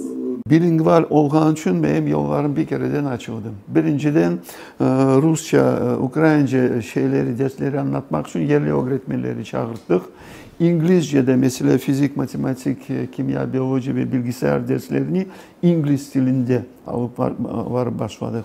Hocalarımız yok idi, derslik kitaplarımız yok idi, metotlar da yok idi. Ama bilingval olgan için teklif ettik, dedik bu sistemi öğrendik, tamam. Olmasa bize nasitili yazıka yani dil bilgen mutahassisler gerek olacak bir. Bunların yazgan kitapları gerek olacak iki ve metot var. Учебно-методический kompleks. Böylelikle beraber OVIR degen şey bu yabancı arkadaşlara izin vergen teşkilat. Bu İçişleri Bakanlık'ta bölük var idi. OVIR bölükleri birçok doküman var. Tapşırdık, kabul ettiler ve hocalarımıza bu işçi vizeleri açılgan son var gelip başladılar bize serbestçesine ve çalışıp başladık bizler beraberlikte. Sistem birinci bu temelin baş taşı bu bilingval sistemiydi. Yani hem İngilizce hem Ukraynaca, Rusça. Arada Türkçe ve Kırım Tatarca mutlaka ana dili ve yabancı ikinci dil olarak Türkçe olmuş idi. Son yıllarda Almanca'ya da gitmiş olduk. Böylelikle beraber polilingval sistemine geçmiş idik. Yani bilingvalden Polilingval sistemine geçmiş idik ve bunun da birçok şeyleri nazari tarafından seminerlarını geçirip kendimizi ispatladık ve Kripo'da varıp orada ilmi istişarede kendimizi tasdikladık ve ispatladık. Yani bu sistemde balacıklarımızı öğretmeye mümkün ve bununla beraber balların beyinleri gelişme yollarından da genişledi. Çünkü bilingval eğitimi ve bilingval beyin gelişmesi çok yakın. Özellikle bu balacıkların yaşlarında, osmoluk çağında alaydık biz onları. 11 yaşında, 15-16'ya kadar tamam iki dilde onlar bu sistemleri alıp öğreniyorlar. İkinci tarafı da anlatayım. Bu istidatlı balların özel bir programlarını yapmış idik bizler ve 8 daldan aynı zamanda intelektüel, akademiksel, художественно-эстетический, sanatsal dallarını, sonra beden gelişim meselesi ortaya çıkmış idi, son sağlık saklama meselesi ortaya çıkmış idi, psikolojik bir sistem oluşturmuş idik ve bu psikolojik sistemini bütün hocalara öğretip психологическая система сопровождения одаренных детей, istidatlı balacıkların psikolojik yengilleştirme yollarını sağlayan bir sistem yapılmış idi. Niye yapsak da eğer bütün Kırım çarpında birinci adımlar bizim okulumuzda atılaydı. Yılda 8, 10, 15 seminerler geçiriliydi. Özellikle milli mekteplerin de hocaları bize geliydi. Böyle bilgi alışveriş meselesi, seminer, webinarlar son olmuş idi ama seminer ve konferanslar çok geniş idi. Her vakit hocalardan tek bilgi ilim hakkında işte bilemiz ama sizden her daim eşiteydim ilim bilginin beraberlikte balacıklara terbiye vermek gerek. Aslında bu terbiye verilü bu lisede nasıl yerine getirileydi? Elbette bu sadece balacıkların entelektüel beyinlerini geliştirmek meselesinde ilim ve bilgi çok önemli bir yer alıyordu. Çok önemli çünkü bize imtihanlardan geçmek gerek, bize hocalarımızı kategorilerini yükselttirmek gerek, bize kendimizi ispatlamak gerek. Eğer kun kureş meydanı oturtmaz degen bir lafımız var idi, bize ot osmaydı. Biz eğer kun gece böyle cebeye karşı sistem bizi hep kaybetmeye çalışıyordu. Ama bilgiyle, ilimle iş tek bitmeydi. Bilgi ve ilim neticeleri bizim için balacıklarımızın işte altın madalya var, gümüş madalya var. 97'den itibaren başladı. Bütün dünyayı kazanma yolları 97 sene. Yani 3 yıl aradan geçken son biz uluslararası seviyesine çıkıp başladık. Rayon, şehir ve Kırım, Ukrayna çarpında kendimizi indi ispatlagan son bütün dünya çarpına balacıklarımızı çıkarıp başladık. Böylelikle beraber madalyalar çok vardı. Benim odamda kaç yüz tane madalya alıp kaldı. Hocalarımıza kaldırdık. Son yılları yılda 1000-1500 sertifikayı dünya çapında kazanıyordu. Nasıl sorarsanız 450 balacık, her bir bala 3, 4, 5, 6, 7 daldan olimpiyatları kazanıp bir anda bize getirdiler. Ama Kennedy'de anlatayım arkadaşlar, bu madalyaların pırıldaması güneşte bizim gözlerimizi kamaştırmasın. Bundan iş bitmeyi. Bu madalya asıldı, çıkarıldı, şimdi müze şeyine geçti. Ya en esas madalyamız balacıkların gönüllerini kazanmak. Balacıklarımızın gönüllerini kazansak yollarını açmış olacağız. Yollarını, doğru yolunu, doğru yönelişte yollarını açıp olsak gelecek her bir babanın istikbalini, hayatını kazanmış olacağız. Ya her bir babanın kazanılan istikbali ve hayatı bizim dünyamızı da kazanmış olacağız. Onun için eğitimden, öğretimden daha da yüksek bir mesele, terbiye meselesi birinci günden ortaya koymuş idik. Esas meselesi işte terbiye işlerinin bizde gece terbiyecileri var idi bize, naçni vaspitateler. Bu mesele şimdiden açıklayarım. Çünkü bu gençler üniversite kazanmış, birinci, ikinci kurs talebeleri.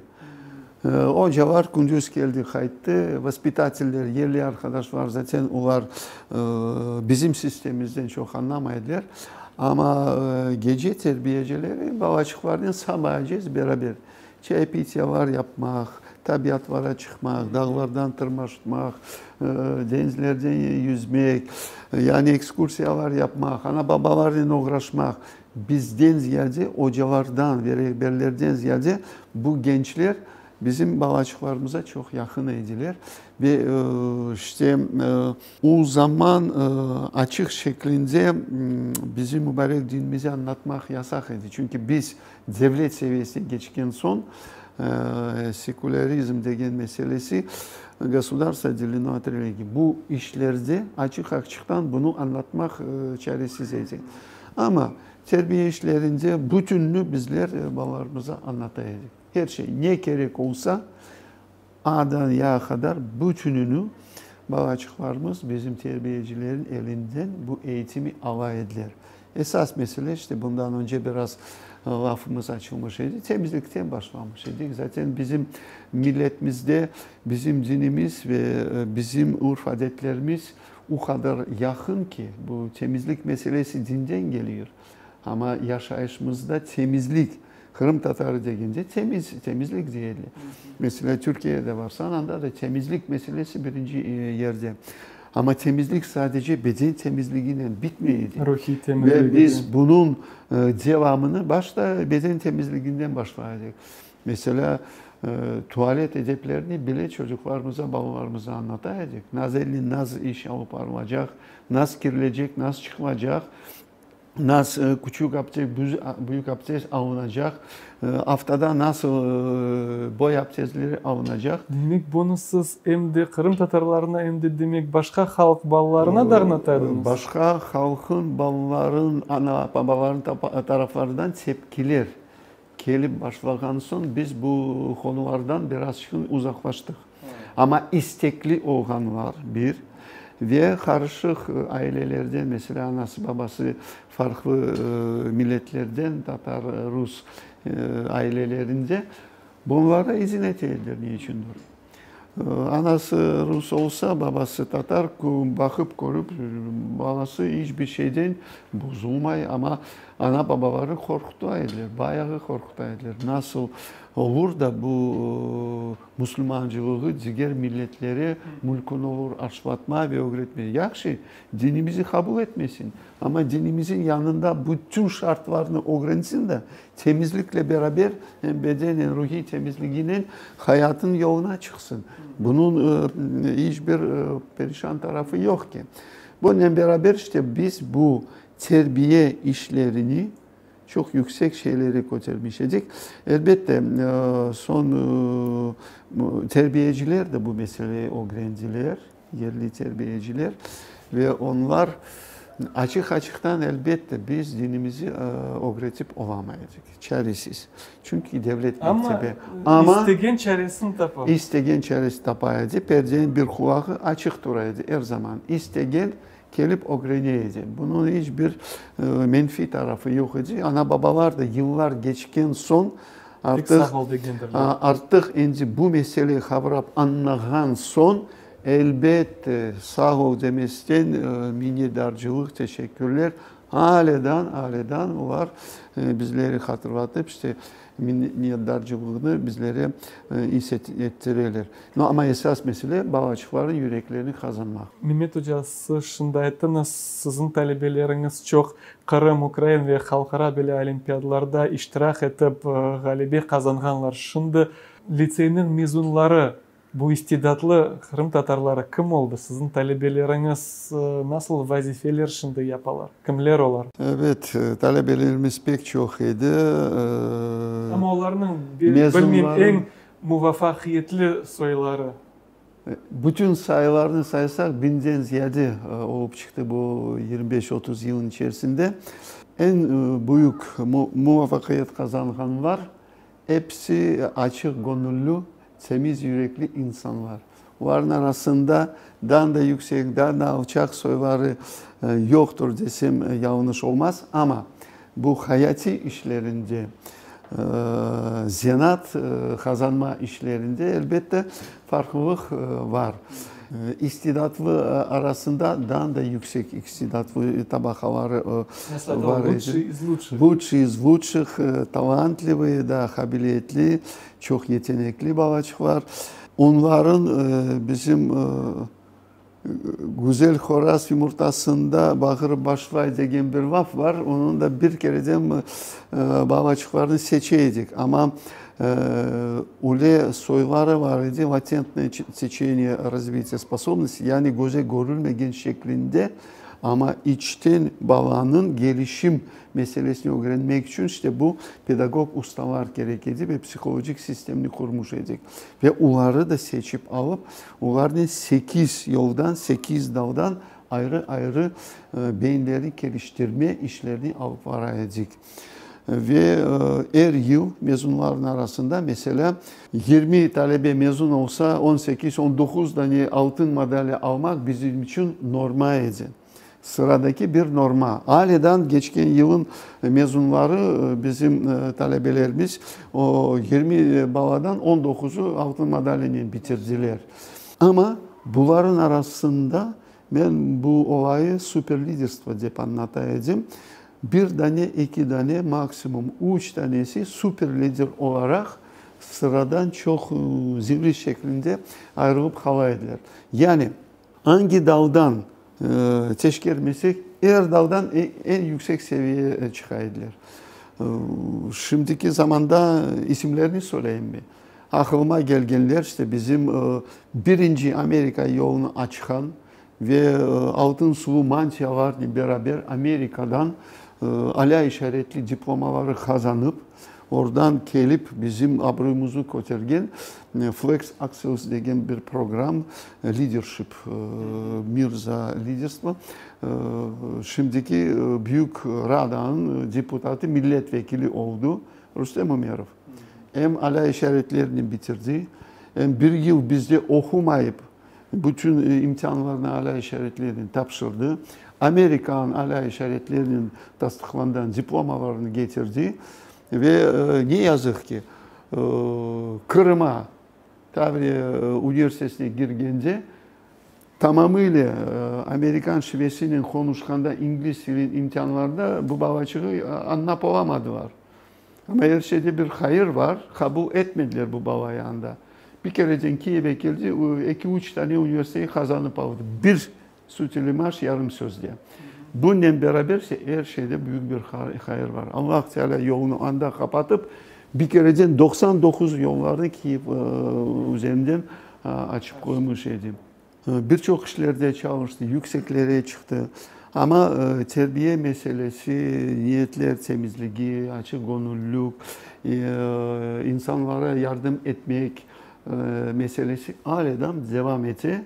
Ve bununla da beraber işte bu insanlara, adamlara, sadece bizim milletten değil, tüm insanlara, kim muhtaç olsa onlara yardım edip Allah Teala ona yollarını açardı. İşte bununla beraber her yıl ekşer uçer babacık bizim okulumuzu bitireydiler. Onların sırasında mesela şimdiki zamanda bu tıp bakanlıkta bütün ilaç alıp dağıtma bölümün departamentin başı, o da seçimle beraber geçken Arsen Jumadilov oldu. O da süper lider.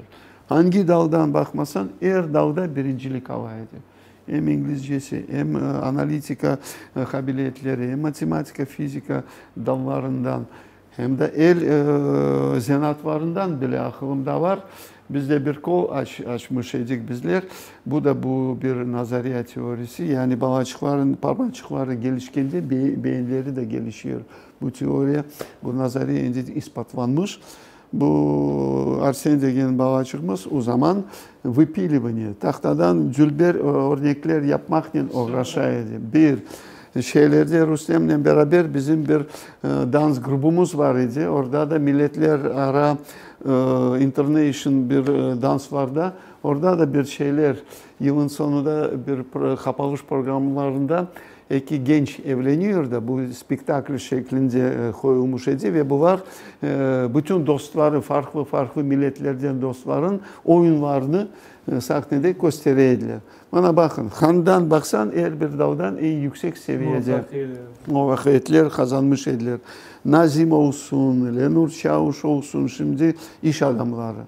Bunlar iş adamları. Onların arasında mesela süper lider, süper geni desem yanılmam. Snaber Seyit Halilov şimdi mesela Londra'da Londra'da değil, MIT Üniversitesi'ni Amerika'da bitirip mında gelip şimdi bakan yardımcılık unvanı kazanıp o işe geçti. Ondan sonra birçok bağımlar Londra'da mesela Arsen Jumadilov Londonskaya Vysshaya Şkola Ekonomiki İktisat Ali okul yurtunu bitirip sonunda bir mesela bu Kiyevo-Mogilyanskiy Üniversitesi'nde akademiyasında aileden ders veriyor. Aynı zamanda büyük departament başına geçip bu işleri Avrupa, Ukrayna çarpında, Kırım değil, bütün Ukrayna çarpında. Yani iş adamları da var, siyasetçiler de var, biznesmenler de var. Mesela memurlar da en yüksek seviyedeki memurlarımız da var. Şu anda ben kullandım. Mesela Çiğgoz'un yardımcılığını yapan Ayar Mehmetov, o da bizim mezunumuz. Ona hem yardımcılık yapan idi hem de namzet olarak gorsovetlere bir yerlere kendini göstermiş idi. İlim dallarını alsak mesela şimdiki zamanda virusolog Volodya Beremek doktora şeyleri bitiriyor. Şimdi yakın zamanda büyük doktor, profesör unvanına geçecek. Yeni keşfetken olayları var. Bütün dünyada kullanılıyor. Satın alınmış yurt dışından, yani büyük paralar da geliyor. Şu anda böyle